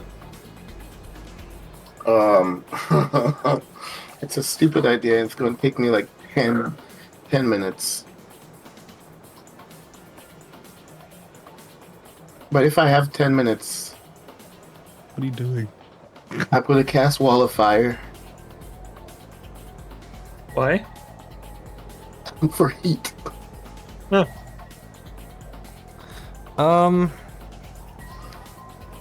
you're not going to be able to maintain concentration because you're going to have to continually make throws to keep yourself from getting physically knocked over by the wind. Yeah, but I have Warcaster now. Let me make them rolls. Thorn's gonna cast stone, whatever my stone spell is. Yeah. You are To bring up surrounded like by a- dirt and snow. Do you have There's no, there's tiny no stone hut? underground. There's no Yeah. stone. I need Rocks. to learn Tiny Hut for real. Tiny hut is very useful. I'm going to learn it as soon as I get back to camp.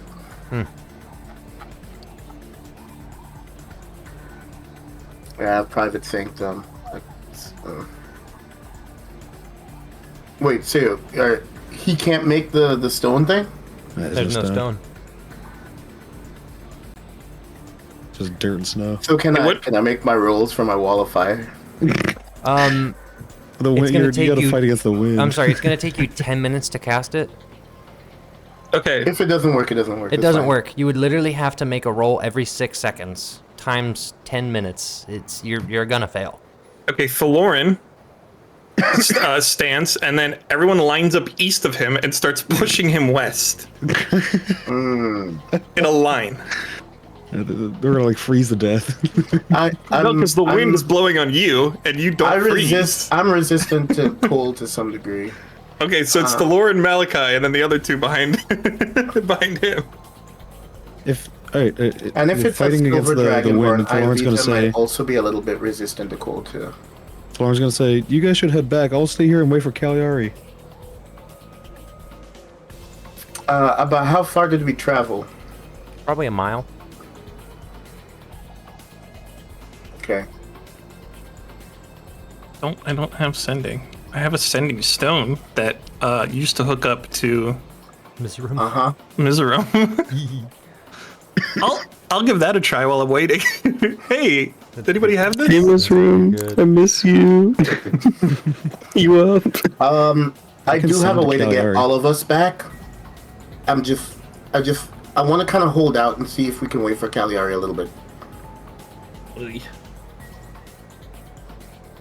If you guys can hold out, then you can wait, but we can't really move forward in this. You're pretty much going to have to, like, hunker down. Like, you can't stand without getting blown over.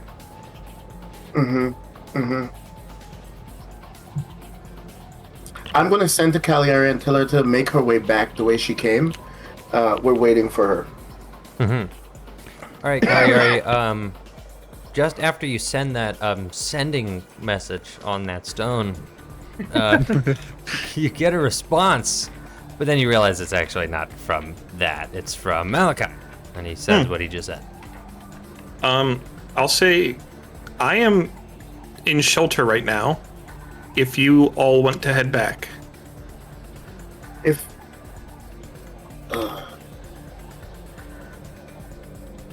okay.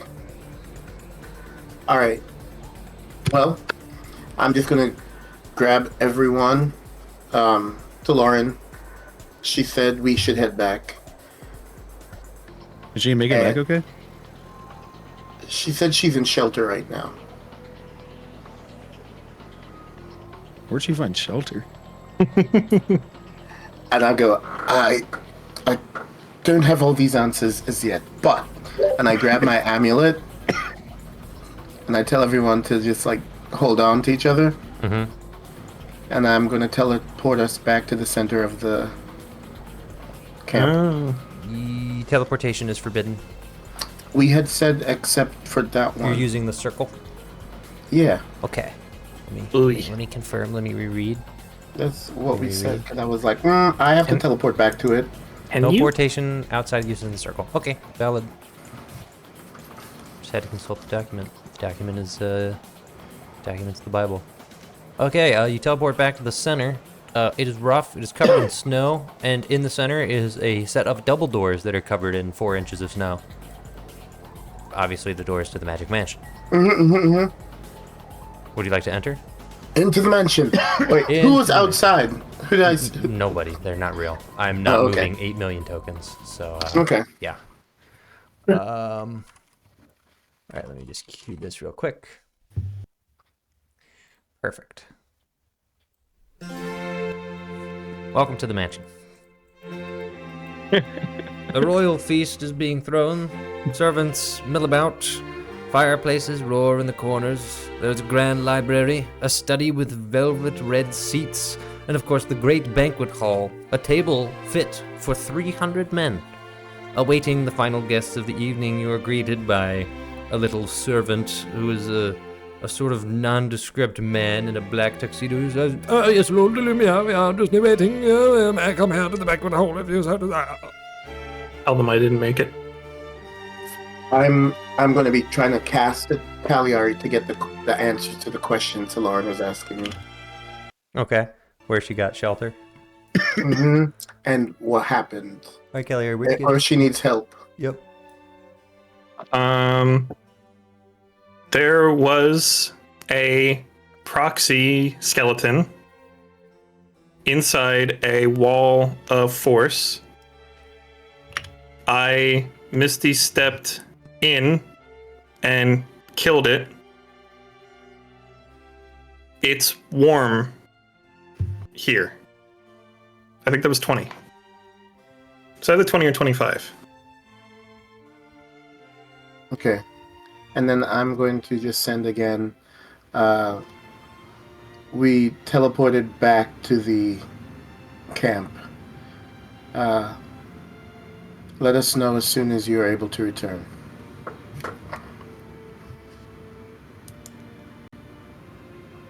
Okay. I'll just head back when it's safe. Okay. Cool.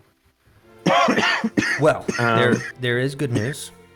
Some time has passed, about 20 or so minutes, and the wind is dying down slightly. The skies are clearing slightly. It appears that whatever Osnick is doing has had an effect on lessening the severity of the weather, but it's not fully gone.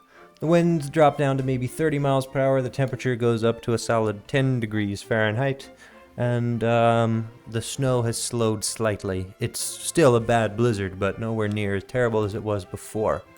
There is another complication, however, which is that the hellhounds have come home to roost, and, well... Oh, not the ones that we took care of. No. Okay. No. Just a whole other pack of them. He's fine. He's in the bubble. He is in the bubble. He's fine. How long does the Bubble bubble disappears. The skeleton's not. A proxy skeleton Then walks we're up like, the I'm bubble. gonna have some bricks. This is a skeleton, by the way, to describe what the first one looked like. It's a fairly nondescript skeleton. It's a little old and weary and cracked. It wears basic red robes, and it does seem to have a basic staff that it uses as some sort of spellcasting focus. And it just walks up to you after emerging out of the void that is the weather with its army of hellhounds and says, "Enjoying your stay?" Yeah, it's nice in here. He casts Disintegrate on the wall of force. Why would he do that? That would be so mean. Roll initiative, please. Please be high, please be high, please be high. 23? Okay. Congratulations. What are you going to do? Gonna Misty Step 30 feet Yep. away. Yep. Like this way? Yeah. Yep. And then run Yep. and dash. Yep. Still difficult terrain, but that's going to be 70 feet to 35 feet, I believe. Yes. Great. The skeleton turns, points, and goes, sick 'em. 50 feet of movement as the entire pack of hellhounds But you know how this is gonna tailing go. you. I do know how this is going to go. There's just one thing that you haven't accounted for. More hellhounds. Why? Why are there 400 hellhounds out here? Remember how there was at one point where there was an army and it had hundreds of skeletons coming out Yeah? of portals? Yeah. That's Okay. all. Now, Hey. you are able to slowly put distance between yourself and the pack of dogs before you for Yeah. quite some time. A few rounds, just getting feet at a time. Slowly. You suffer one level of exhaustion. Okay. Hellhounds in front of you appear in your view, 30 feet away. They're attempting to flank you. Okay. What do you do now? I'm just gonna keep going. If I have to take opportunity attacks, Got it. I will. So a full 55, and then you will provoke opportunity attacks from these guys by leaving. The others are out, so I'm gonna take 2 opportunity attacks. Hiya! That is a 19 and a 14. Well, excuse me, a 24 and a 14. 24 hits. Shazam! That is minimum piercing damage for 4 plus 7 fire damage. 11? Mm-hmm. All Sure. right. I didn't do the math. Okay. Okay. Now that I did this earlier, you Mm-hmm. can see when I rolled for it, I used all of my lay on hands and I cast Cure Wounds on myself while I was sitting in the bubble. Mm-hmm. You were talking, I didn't want to interrupt you, and then there were hellhounds. That's fine. That's fine. So, Understood. yeah. Understood. Okay. It's gonna happen about 2 more times, Okay. which means 4 more opportunity attacks in total. That's a 1 and a 21. 21 and hits. that's a over 20 and a 16. So Over 20 hits. Well, two I mean, of these yeah. are gonna hit. 23. Am I insane? My brain just broke. 6 plus 3, 9. Plus, I'm just gonna re-roll the other one because I completely remember. It was 13. It was 9 and 13. Okay, boom, done. 22. The 13 becomes 16 because of the plus 3 from the piercing. So, boom. 16 and 9. Okay, 25.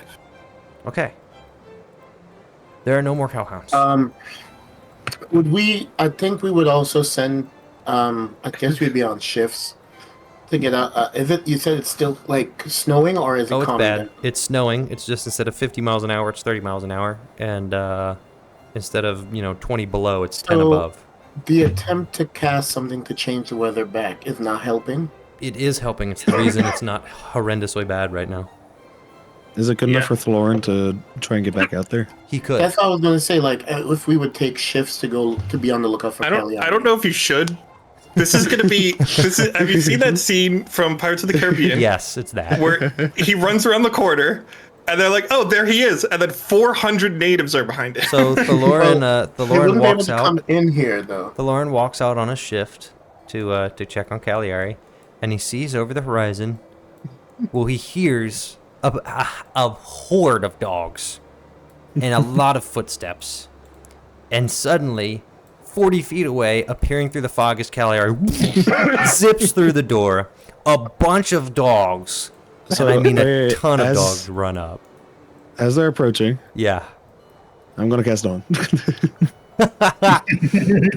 Based. Okay. What do I A get? What do I have to 30-foot do? radius circle. Okay. Each creature in it must make a Constitution saving throw. Okay. How much damage are they gonna do if they fail? Just roll. If they fail, let me see. So Half of 40-10. So let me roll 40-10. Yep. And then I'll just take See, that. this was actually That's Like, 22 on the 4. strategy. 22 full, 11 fail. Okay, perfect. A bunch of them are going to fail. A ton of them are lit up, begin searing their flesh, and they go, "Ow, ow, ow, ow," and they begin peeling back.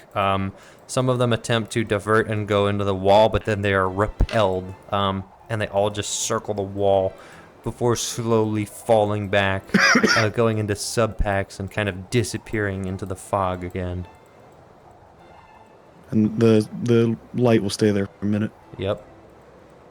Okay. Cool. Calorie, you have 2 levels of exhaustion. 2, okay. You basically just ran 3 miles at full speed Easy. in the snow. Well, there you go. Well, there it is. That's. When did that Wait, kick in? Did does she it come kick into in? Does she come into right? the mansion? Yeah, I'll come into the mansion. Did it kick Okay. in right as I got to the thing? The second, second level, level? of exhaustion probably did, because now that Okay. the adrenaline is gone, it's all catching up to you. Because level 2 halves your speed, and that would have been a problem if it kicked in half a mile back. No. But we're good. Yeah. Okay. Well, into the mansion you go. Everybody's having a gay old time. It's a... Not really. Okay. I'm going to ask for details about what happened. Yeah.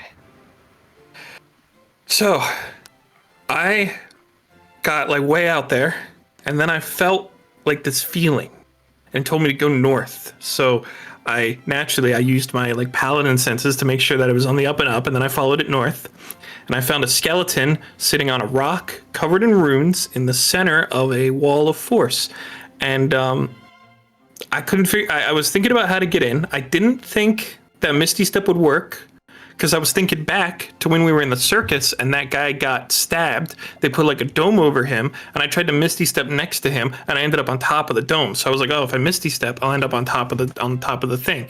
But then I didn't, because I Misty Step. He told me to Misty Step. He said, why don't you Misty Step? So I Misty Step. So then I stabbed him, and he exploded. And that's why there's like bone shards in me. And then it was like nice and warm in there. And that's when you messaged me and you said, hey, come on back. I was like, well, no, it's nice and warm in here. I'll just hang out here. So I hung out on the rock for a little while. And then there were hellhounds. There were like 40 hellhounds. And then another skeleton came up. And that skeleton got rid of the wall of force. So I ran all the way back. And then You were Valoran... chased. Yeah. I was chased by the hellhounds through the snow. And then Thaloran, like, beamed them. And they couldn't get in. I'm gonna go lie down. All right. Where's the brass? Where did I put the brass? They're somewhere. I said proxy skeleton. I probably would have clarified, but the skeleton said, "I'm impressed you found my proxy" in the guy's voice. Yeah. I would have made it clear, like. Right.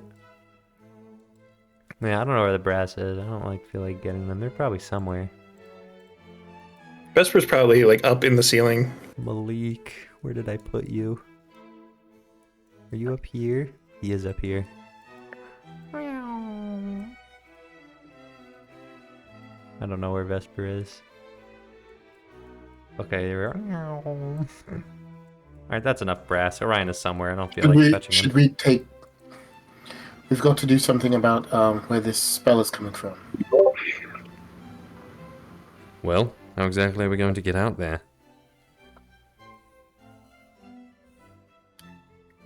Wait.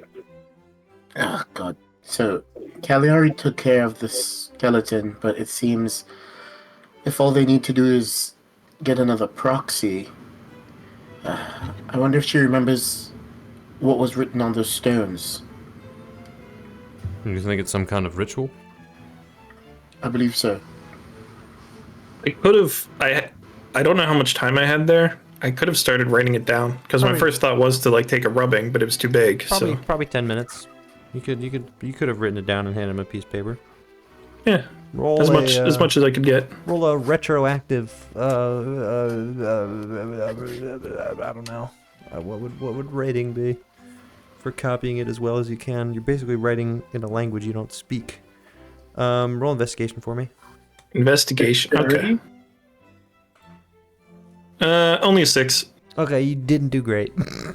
You wrote it down to the best of your ability, but you don't speak whatever that runic magic is. If we used sleight of hand instead, it would have been a 10. No. I was thinking Arcana. That's also a -1, the same as investigation. That could be. so- Yeah, that would be. But that applicable. same difference. Yeah. Could I use intimidation? No. Good try though. Because then it would have been a 19. Thaumaturgy intimidation. Words go on page. All the runes jump up for fear of their life and fly onto the page for you.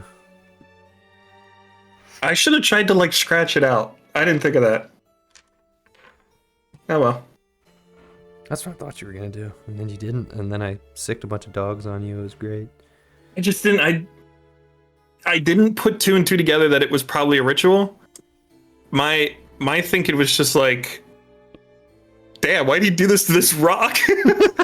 Like I didn't even think that it was like related to the magic, which sounds really dumb saying it out loud, but But you know, it's what happened. You know, Cagliari is really new to this whole paladin thing, so you know, just give her some time. She'll figure it out. yeah, she had to double check her god compass. Yeah.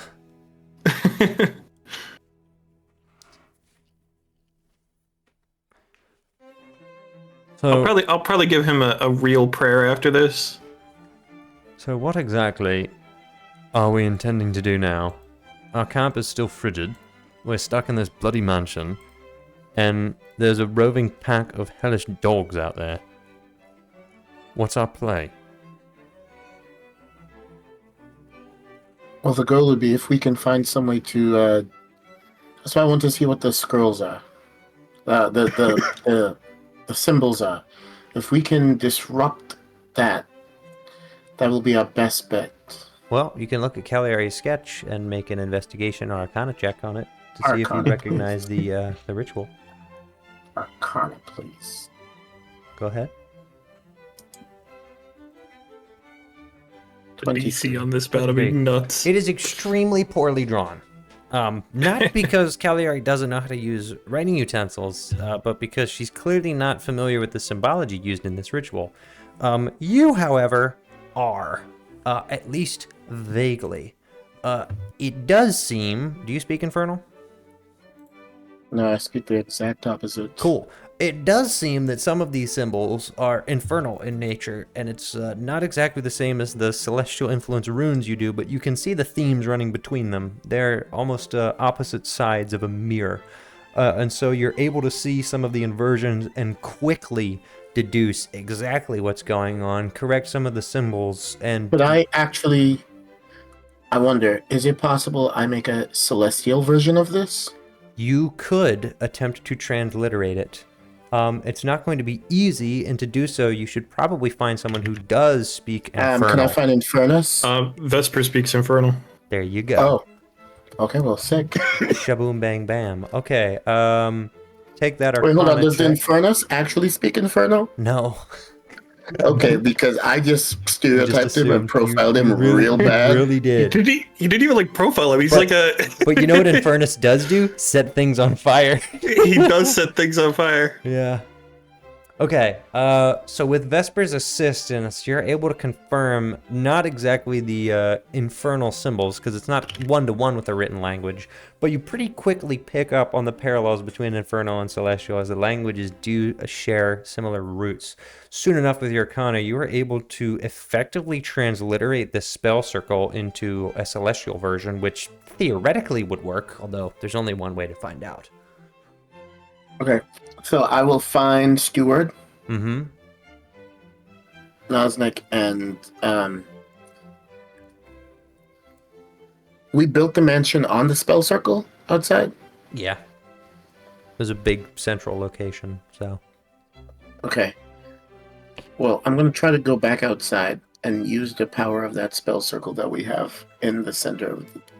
How so?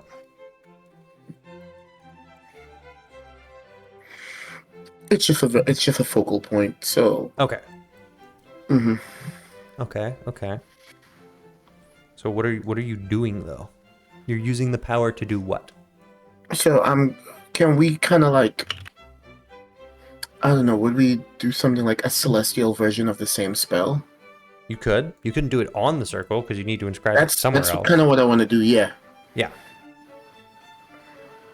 So I'll have the other wizard and sorcerer kind of help so we can cut down the time. Okay, cool. I'm just gonna have Osnek roll, and you can just cruise on your 23. Okay, Steward is actually not of much help in this instance, and admits that this is outside of his wheelhouse. Osnek struggles a little bit as he doesn't speak the language, but he's pretty well versed in all the technical aspects of what you need to do, and he's clear on if you want to cancel the ritual, don't focus on doing your own version of it, which is what's currently happening with his spell that he's concentrating on. It's not fully stopping it. You need a nullification circle, which means there are very specific modifications you need to make in addition to the runes on here that are going to actually cancel it out. You're effectively ritualizing a counterspell that is going to dispel the magic in the area. It's a highly specified counterspell. Osnek guides you through the process, but for possibly the first time in your relationship, he's throwing out ideas, and you're taking the lead. Many times in some of your creative sessions, you'll be the one with a goal, and Osnek will be the one to guide it into correction, fit all the pieces into place, and make it come together. For the first time, the exact opposite is happening. Osnek is now giving you loose ideas, but you effectively have the reins. And based on the spell that you've just cast, some of the things that Osnek taught you, you've been able to reapply in a new context and are seeing how things are fitting together better than he is in this particular instance. And for a moment, it seems that he's a little disappointed in himself, but then he quickly shifts to being proud of you. And after about 10 minutes of deliberation, where you begin talking to yourself and Osnek hasn't offered anything, you complete the circle. And he just puts his hand on your shoulder and says, "Well done."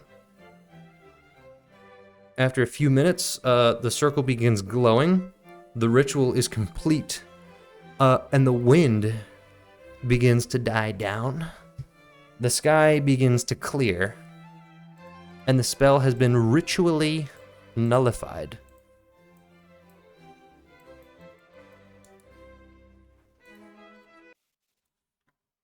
The blizzard is ended. There is still snow on the ground, but it's back to being 69 degrees instead of 30.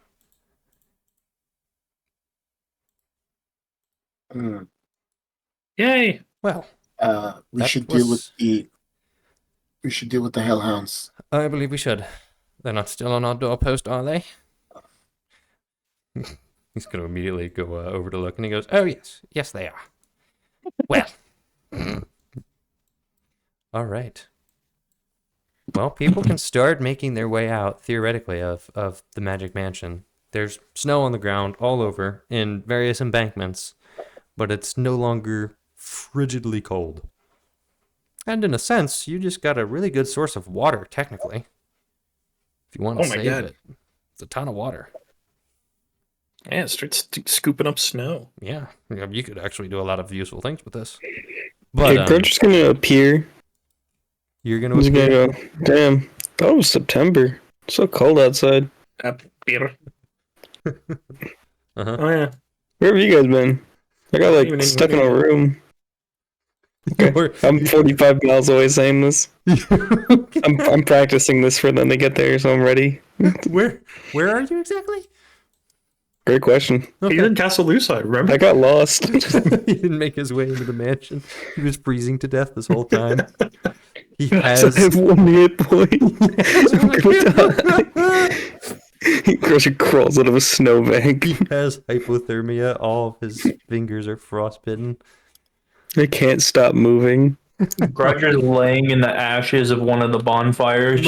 I've been reborn. Oh gosh. I'm new. My gosh. The fire burned, keeping me warm. Okay. Well, Let's mobilize everyone and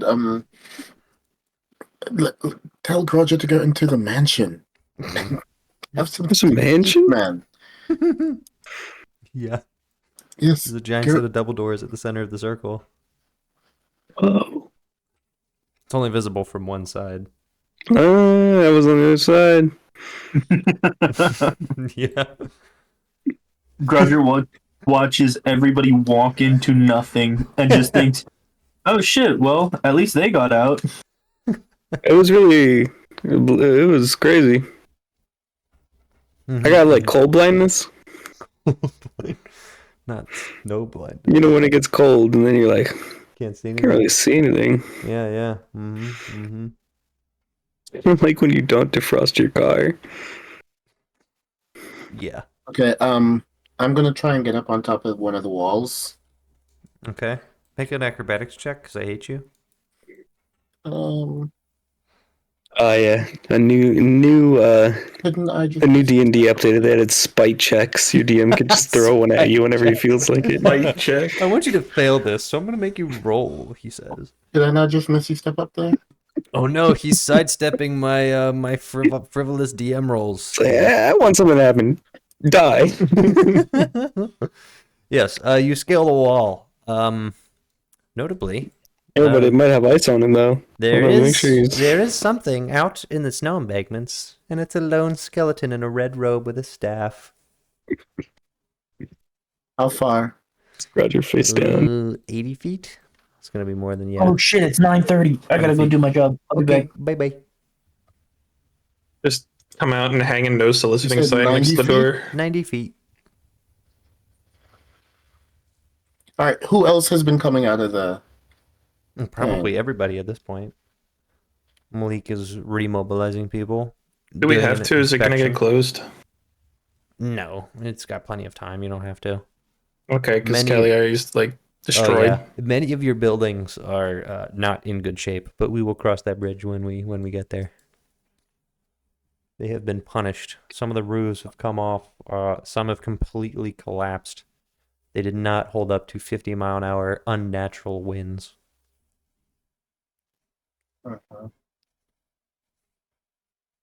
So yeah, he's just looking at you. What? I'll call out.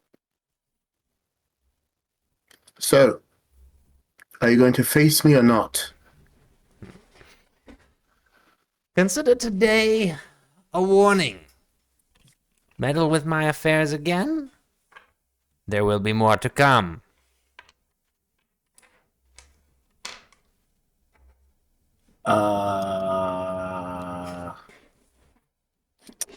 Kill him. I will. This feels like overkill, and I don't want to do it. Mm-hmm.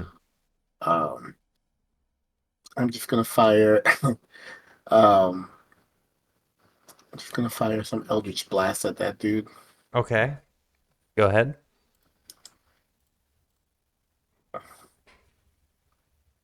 An 18. That'll hit. The second one does not hit. It's a 13. The 13 doesn't hit, right? A 13 does hit. Okay. Okay, well, it's not crazy damage, but it's honest work. What do we got? 12 points of force damage. Oh, that's it? Man. Well, you rattle him, pun intended. And there's barely anything left after several of his ribs and an arm fly off, but he does stand up. He's not fully dead yet. A strong breeze could probably blow him over.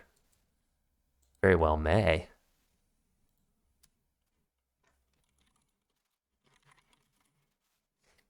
I'll say, Finish the job. who are you? Kill him. He raises his one remaining arm up.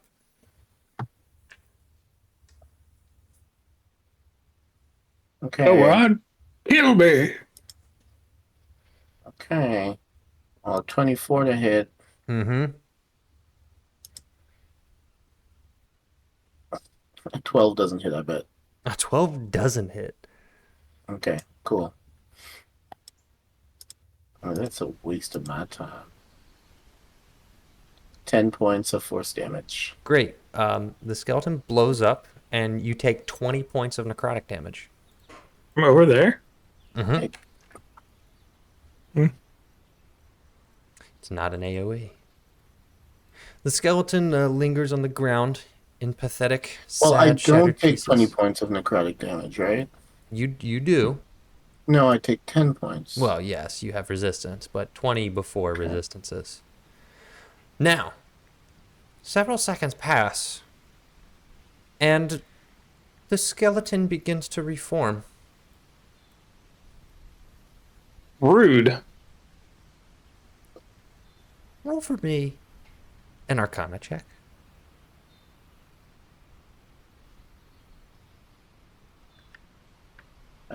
14.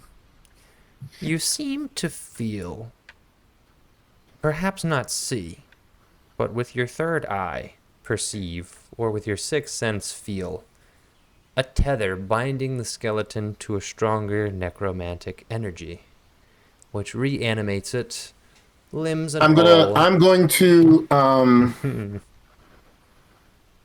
as it stands with its arms out, proudly mocking you. I'm going radiant and going over. I'm flying over there, dashing. Wait, no, that's an action. Dang it! Okay. I'm gonna like call out as I leave. Okay. I'm heading out. Okay. Well, no, hold on. Could we? All right, I guess it's done. I wanted to try and get it before it fully formed. Grab it, like grab like the head or something, and That's bring what it I was into the gonna see, barrier. or I was gonna look for if there's some kind of arcane core or something. Okay. I mean, you can try to get over there. If you take the head and bring it into the barrier, then it can only be bones and no longer undead because it's in the barrier, and undead aren't allowed in. I don't know if that's how that works. Might be. So what are you trying to do before it reforms? As a reaction, Well- as it's well- gathering up. Although I don't know if you have enough presence of mind to know that it's reforming and stop it. Because it kind of just sits on the ground, and then within a matter of 5 seconds, it's reformed.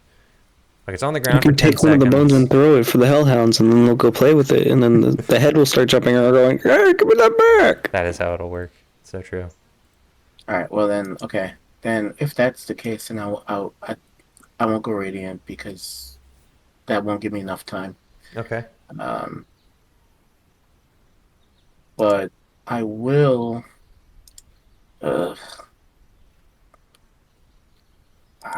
I will do a ray of frost. Okay. That's a 26. Yeah, that'll hit. And then with the damage, it's gonna be 9 points of cold damage. Mm-hmm. But I'm also gonna use some of my smitey thingy Mm-hmm. to put some radiant on that. Okay. Yeah, I can't remember how that works though. Is it D8? Yeah. And so 4 points of radiant damage on So, top of that. 9 and 4. I know, yeah, and I Great. want to see how it responds to it. Okay. It blows up again, shatters. You take 26 points of necrotic damage, which becomes 13. And it sits on the ground for another 5 to 10 seconds. And then it begins to reform. Even with the radiant damage. Okay. And then yet again, it holds its arms out, proud, and says, Are you understanding yet? You play with powers above your level of understanding. Now You you're toy playing power. with those who grasp at immortality and pull from it strands of life, which you will never achieve. Stay in your pathetic mortal realm, waging your pathetic mortal wars, and stay out of my affairs. Bahamut would say otherwise. Oh, would he? I invite him to show me thus. He raises his head to the sky, boasting. I see no gods here. Clouds begin to form. Oh, you fucking loser. I'm actually going to transform now.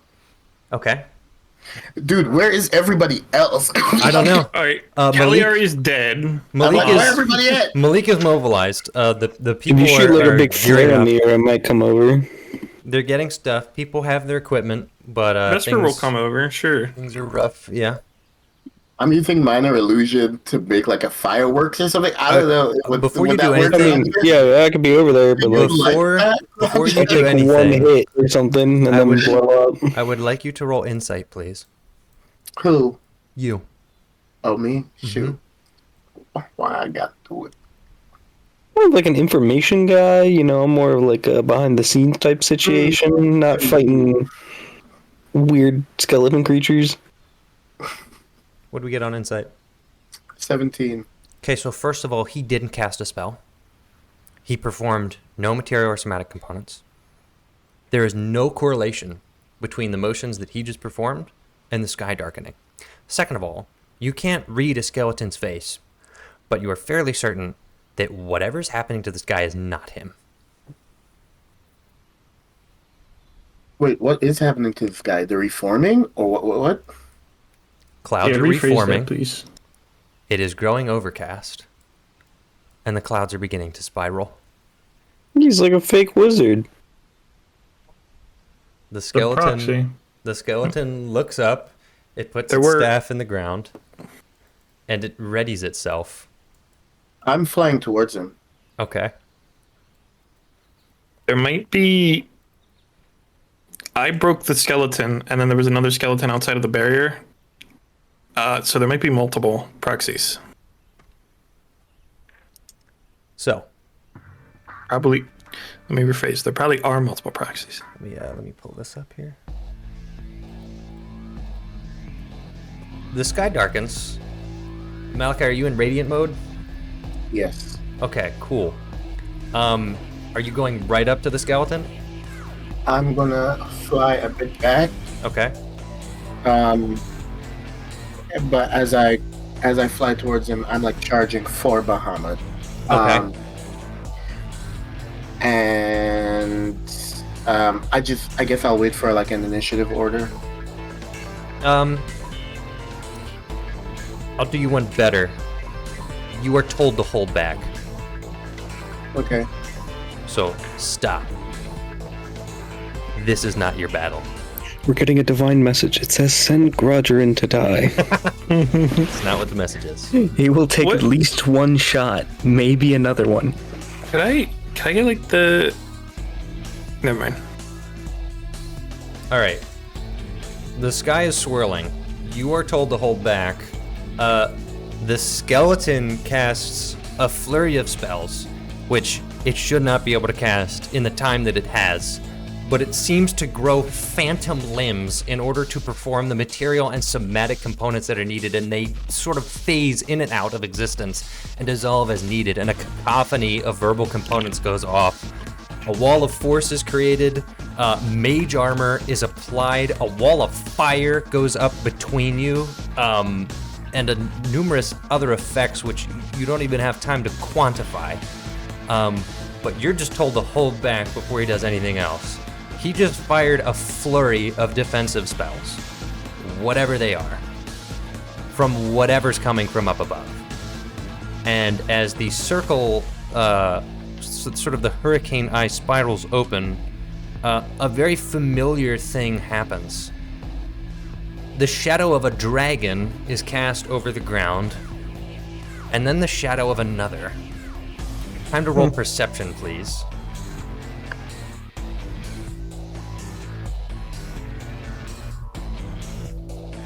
Like everyone or just him? I mean, pretty much anyone. It's bad. It's bad. It's a 6. But I'm right there. You are right there. Vesper got a 31. Vesper sees a ancient silver dragon and an ancient black dragon flying out of the hole in the sky. Uh-oh.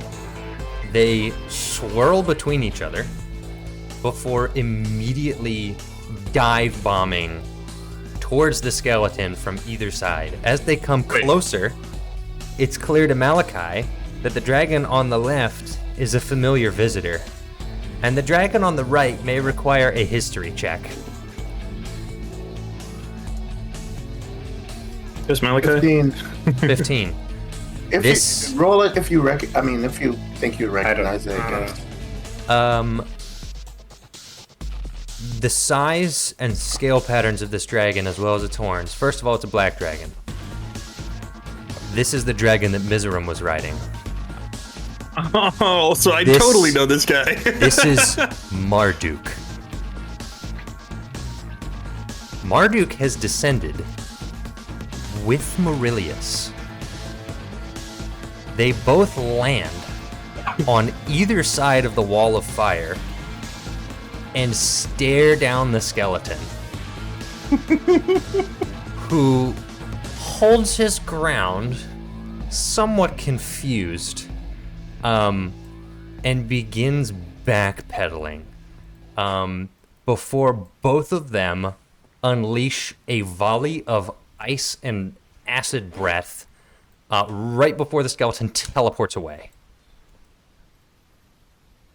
I cast counterspell. Ooh! Okay. Alright, let's see if that works. Teleport at the 7th level. Are you rolling for this, or am I? I don't remember how it works. I guess I would have to...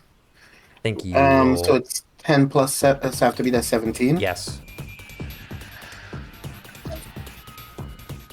Why would I do this? You got this? I'm back. Is it just Hey, my who's- spell modifier? How does that work again? Hold on. I let me see really real don't quick. remember. Dragons. Ah, dang it. Stupid counterspell. Oh, they're dragons. Oh, they're dragons. I regret coming back. No, worry. they're helping us. Sort of. Oh! They're scaring off the skeleton. Make an ability check using your spellcasting ability. Yeah. So do I use just my modifier or my spell attack? Pretty sure it'll be spell. I don't know, man. I also don't know if they updated it for 2024 or not. It's an ability check because I would have my proficiency in it, so I think it would be my spell attack. Okay, that's fine then. No, wrong. Well, okay, the thing. new rules are kind of The better. rule warns that I don't like the new ones. Okay, well then we'll use the old one. The new I'll ones say are this: the weird. new ones are way clearer. They're clear, yeah. But I'm just gonna roll. Yeah, my your spell spellcasting attack. ability. That should just be your spell to hit. It's gonna be the same thing. Because Yeah, it's proficiency that's plus 17 3. exactly. Okay, perfect. The teleport fails. The wall of force somehow disintegrates. The fire is put out by the ice, and the skeleton is completely dissolved into paste at the combined breath of the dragons. And there is literally nothing left. It is a pile of dust and ash that fades into the dirt and is quickly blown away. Yeah, I imagine I like just fly in from under there like blasts and Yeah. hit him with the counter spell. Yeah. Woo! Yeah! Go get him! Oh yeah! Yeah. Is Roger eating at least? Please Doing something of take worth. care of yourself, please. All right. You put that guy up! Well, Be human. Maurilius returns to face towards Malachi and says in Draconic, "It seems we have returned at a most fortuitous time." I'm not Indeed. I stand with you. All right. At this point, Marilius polymorphs into a dragonborn form, so he looks like a silver dragonborn, and Marduk does the same. And they both approach you, and Marilius says, "I believe introductions are in order, although you may have met before. This is an unlikely alliance, but formally." I look at Marilius like he's out of his gosh darn mind. Yeah, and Marduk is like scowling, and Marilius goes, "Marduk." And Marduk just nods his head at you. You're the one who destroyed Lucine. One and the same. He's the guy. I Let go. I look at Marilius like, what's your play? Our play, Marduk speaks up, is simple. Our alliance is not sustainable, as you well know. Our goals are in complete opposition, but for this one thing. I despise the chairman. And I despise Durango. This island has nothing left for me. Marilius has made that clear, and I do not wish to continue the centuries of war that our ancestors partook in. I have one final act of vengeance, and it is against the throne of Lucine, and those who freed me only to enslave me once again. And you, I am technically in your debt. I am a man of principle and honor, though many may see my ways as contrary to their best interest. They often are, but it cannot be said that I am a liar or a cheat like my cowardly brethren. You freed me. More importantly, you gave me an opportunity to take back the years that were taken from me. I have chosen not to extract my revenge on Licinius, but on our mutual enemy. And then I will depart from this cursed island forever.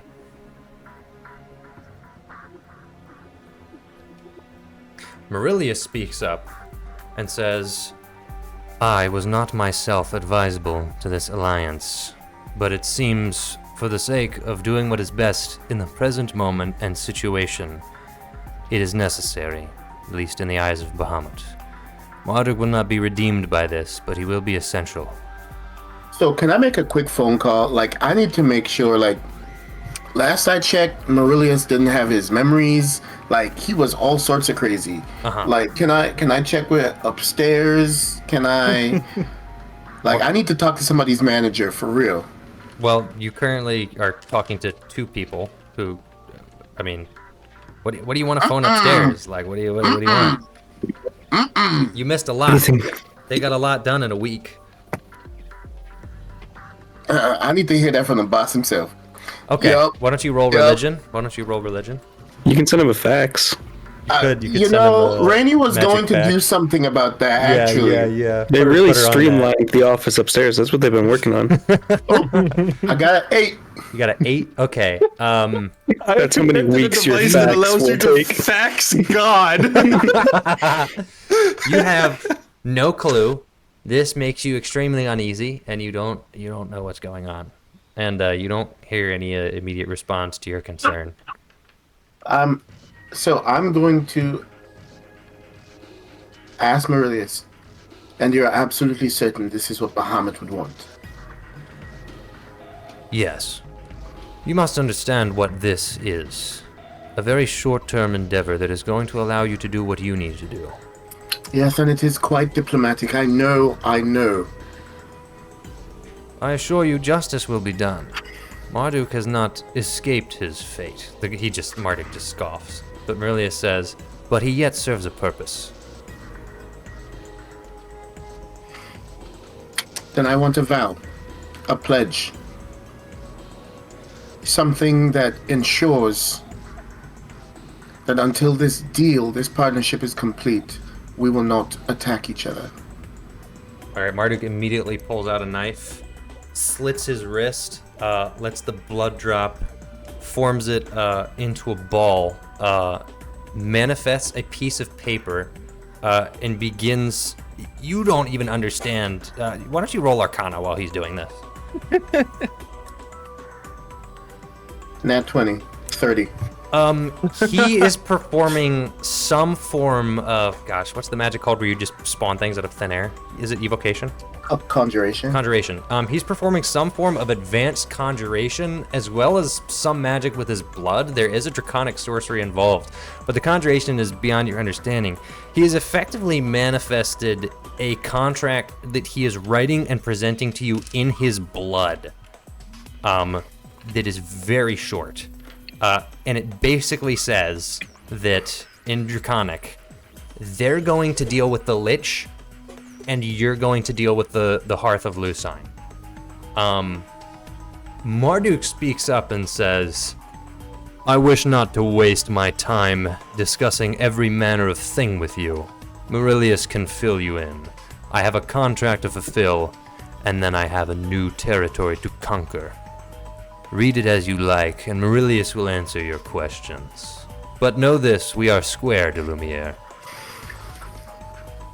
They're circles. I'm going to do like one of the things they do on Naruto where they bite their thumbs. Yeah? And somehow get enough blood. Okay, of course. You got canines or something. Yeah, I mean, I do canonically have long canines, so yeah. Gonna Okay. put my blood on it. It looks good from what I saw. Mm-hmm. And I look at Maurilius. He nods. No. Oh, you want him to? Okay, yeah, okay. Yeah. He'll sign it in his blood. Okay. Yeah, Maurilius did not get that. He's just nodding, and then he goes, "Oh, let's see." I take the contract. Okay. All right. And I say, it is done. Pleasure doing business with you. Maurilius, we will reconvene. Alright, he just walks off, immediately polymorphs back into giant dragon form, and leaves. But he doesn't have proficiency with land vehicles, though. Nope, he doesn't. Alright. I, fall. Maurilius will attempt to catch you. No, they turned into Dragonborn, so I guess we were on the ground. That's fine. Yeah. So I'm no longer in radiant form. Okay. Mm-hmm. I believe we have some talking to do.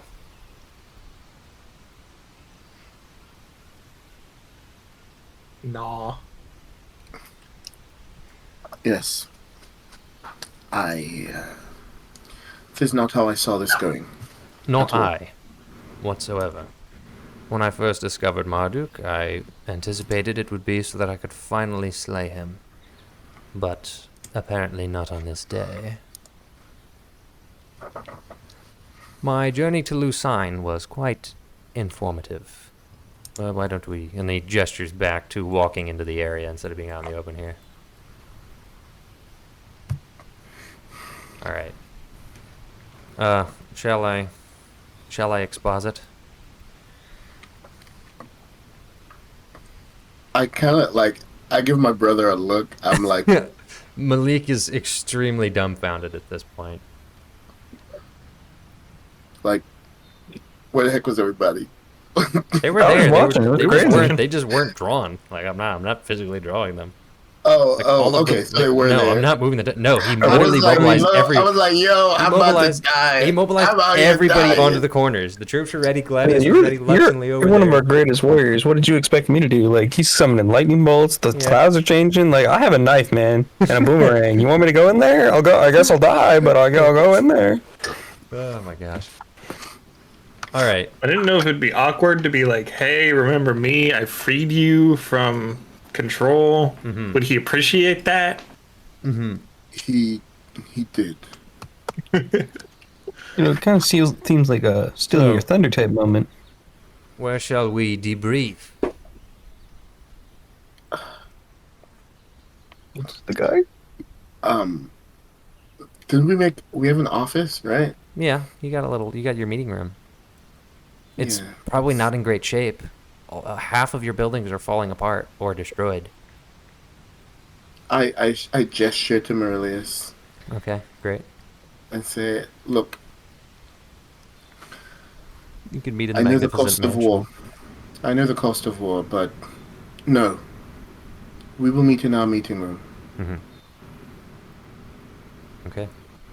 Our people's blood, sweat, and tears have gone into this. It is good enough." All right. You go to the meeting room. It is somewhat intact. The roof is still on. It is a little slanted. Some of the bricks are destroyed. There's piles of snow up to the door, which is just kind of a gap and snow piling in.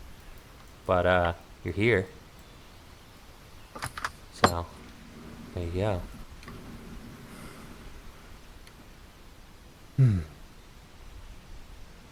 Shall I begin? Wait, what? Are the others here, or are you just not They drawn? can be. Let me ask, just outside the door. Who do you want here? I'm rolling a stealth check. The usual Vesper will shenanigan. go. Where is Yeah, send Vesper. Vesper is probably present for every meeting just because he has a I'm perfect sure. memory and he can copy it down later. I'm sure. Ryan is Also- probably here. I don't know where he is. Part of me was gonna say, no, Cagliari was dead when we fought Mizrim, wasn't she? Mm-hmm. Big Orion. I don't technically know, but yes. She I wasn't think. there. Yeah. It was Vesper. Oh yeah, it was Vesper. Okay.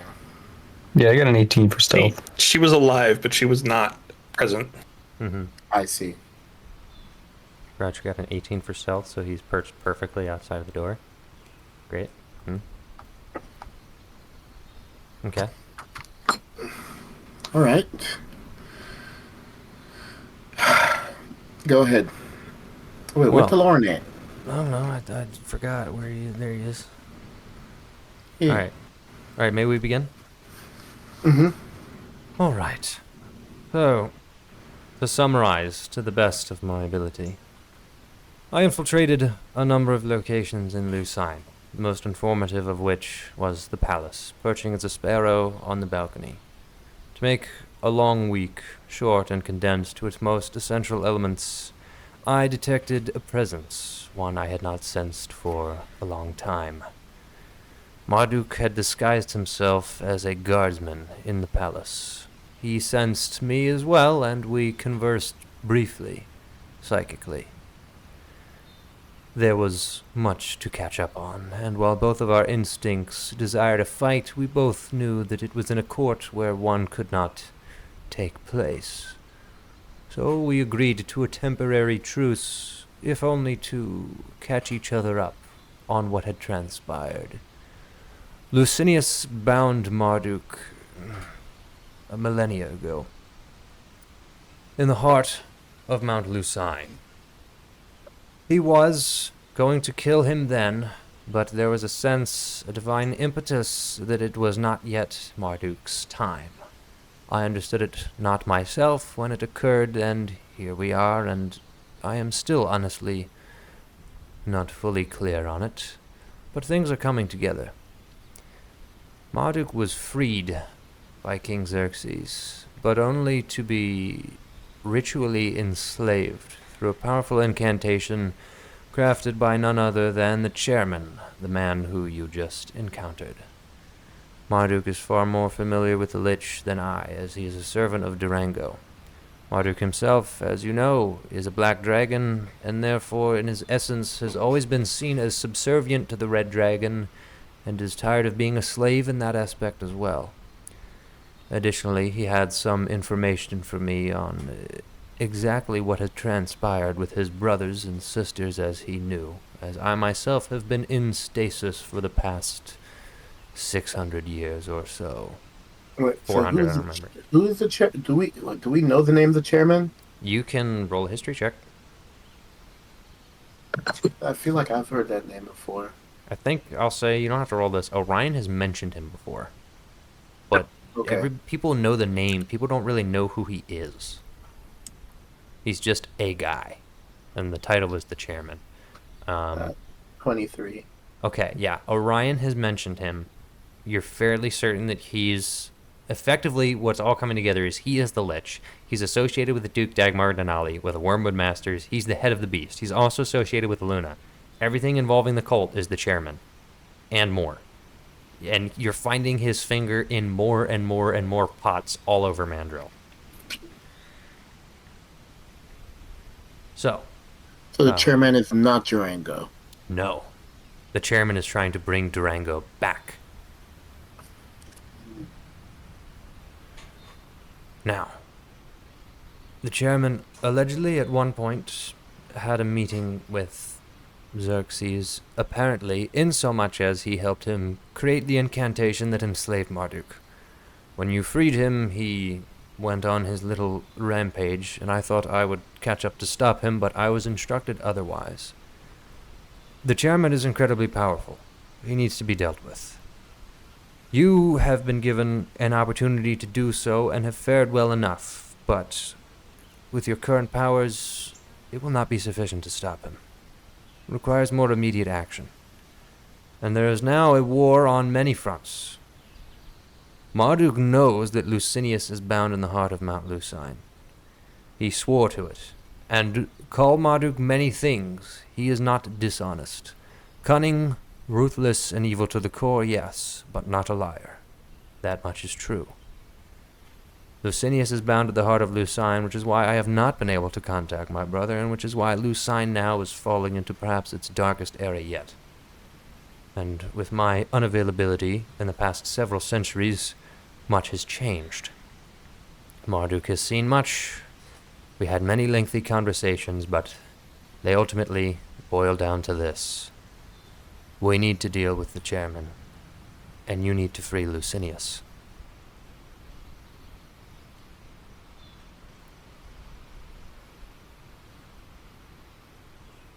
It's that simple.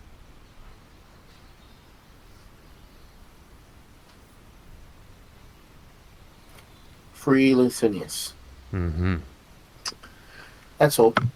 That's all. Just casually free Licinius. As casually as one can manage.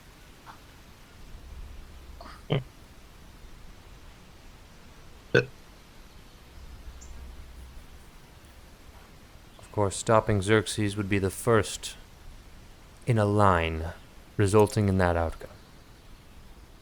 You can break it down however you like, but you are fully trusted with this task. You are meant for it in a way. The throne is yours. Know this. It has been handed to you. Your enemies will fall before you. It's all a question of the timing and the execution. But the chairman is not your battle to fight, at least not anymore.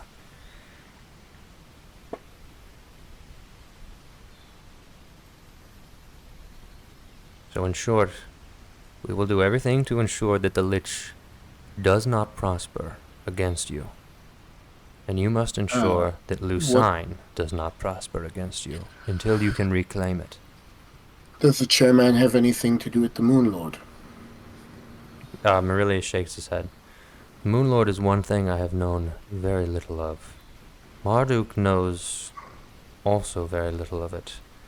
He has heard whispers in his time in the king's court, but not much. It seems to be a threat quite similar in scale to Durango's return, but it is outside of my purview for the time being. And I believe it's outside of yours for the time being as well. But as with most things... I kind of look at DeLorean like, to kind of see like if he has any sense of anything. Like, I know he's no longer connected to the Moon Lord, but just if there's anything.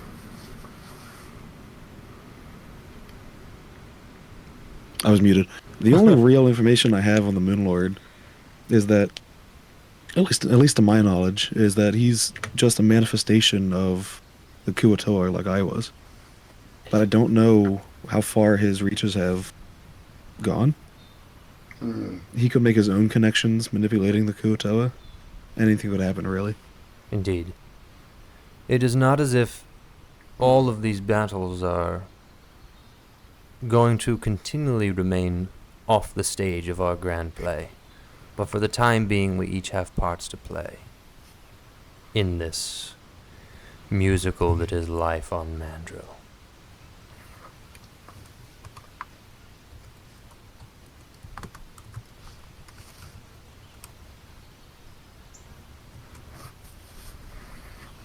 Lucine is going to be the key to saving Mandril over the next few centuries.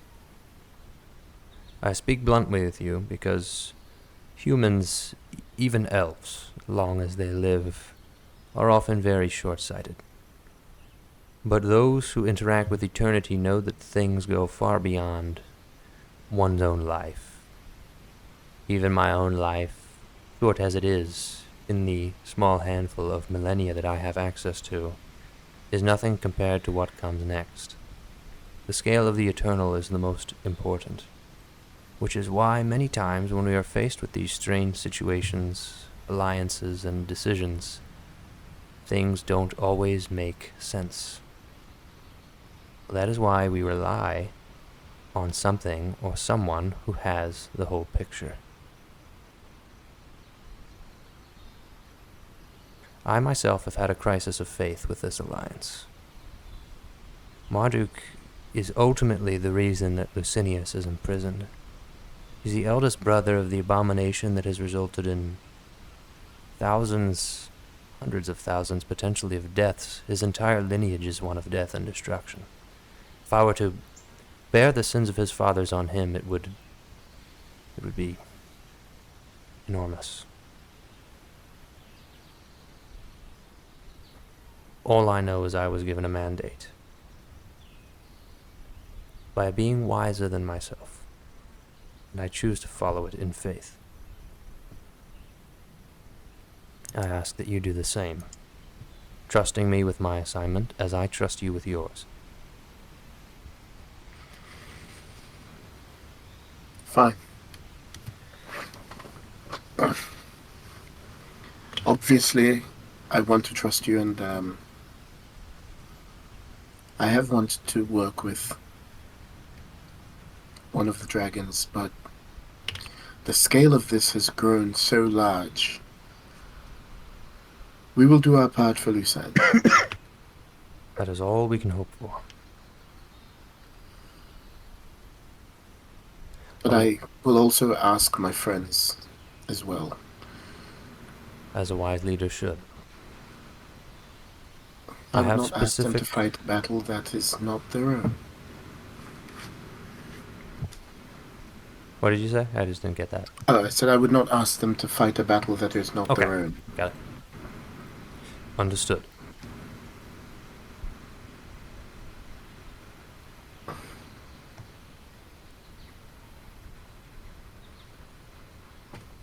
If any of you have any questions or reservations, I am open to them.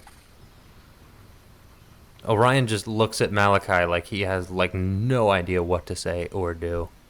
Malik is somewhat in the same situation, just observing, feeling largely out of his depth. Vesper's ride or die. He'll do whatever you do. I dap him up. From across the room. Yes, sir. I send a mage hand over. Yeah. Ride or die. You can dap up the tip of my wing. Mm-hmm.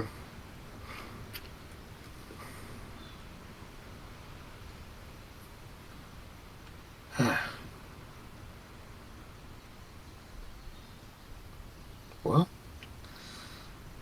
we're doing this.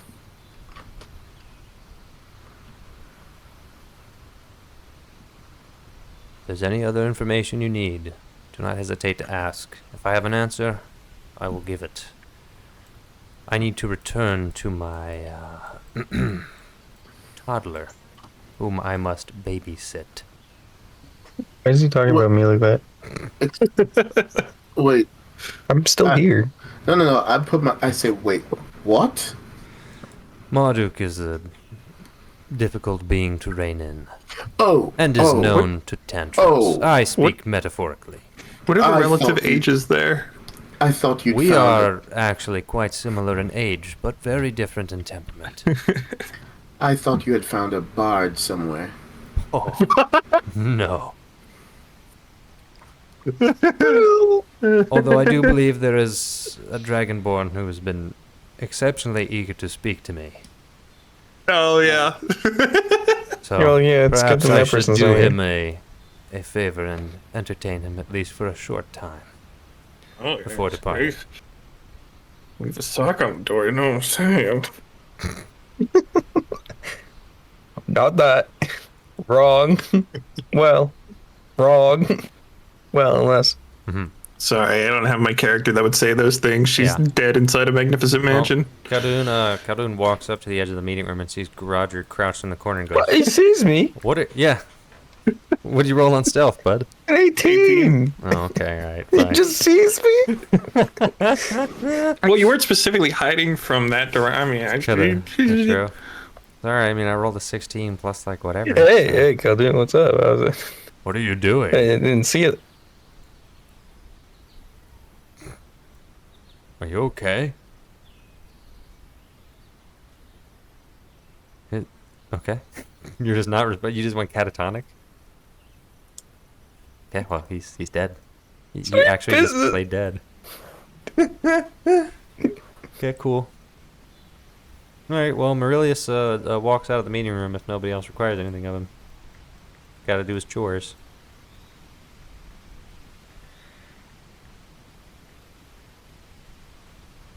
Well, okie dokie. And with him, the life of the party left. Mm-hmm. Has anyone seen Groja? I'm gonna run off to see if sobbing now. Khaldun hears that. He does not. He rolled a natural 1.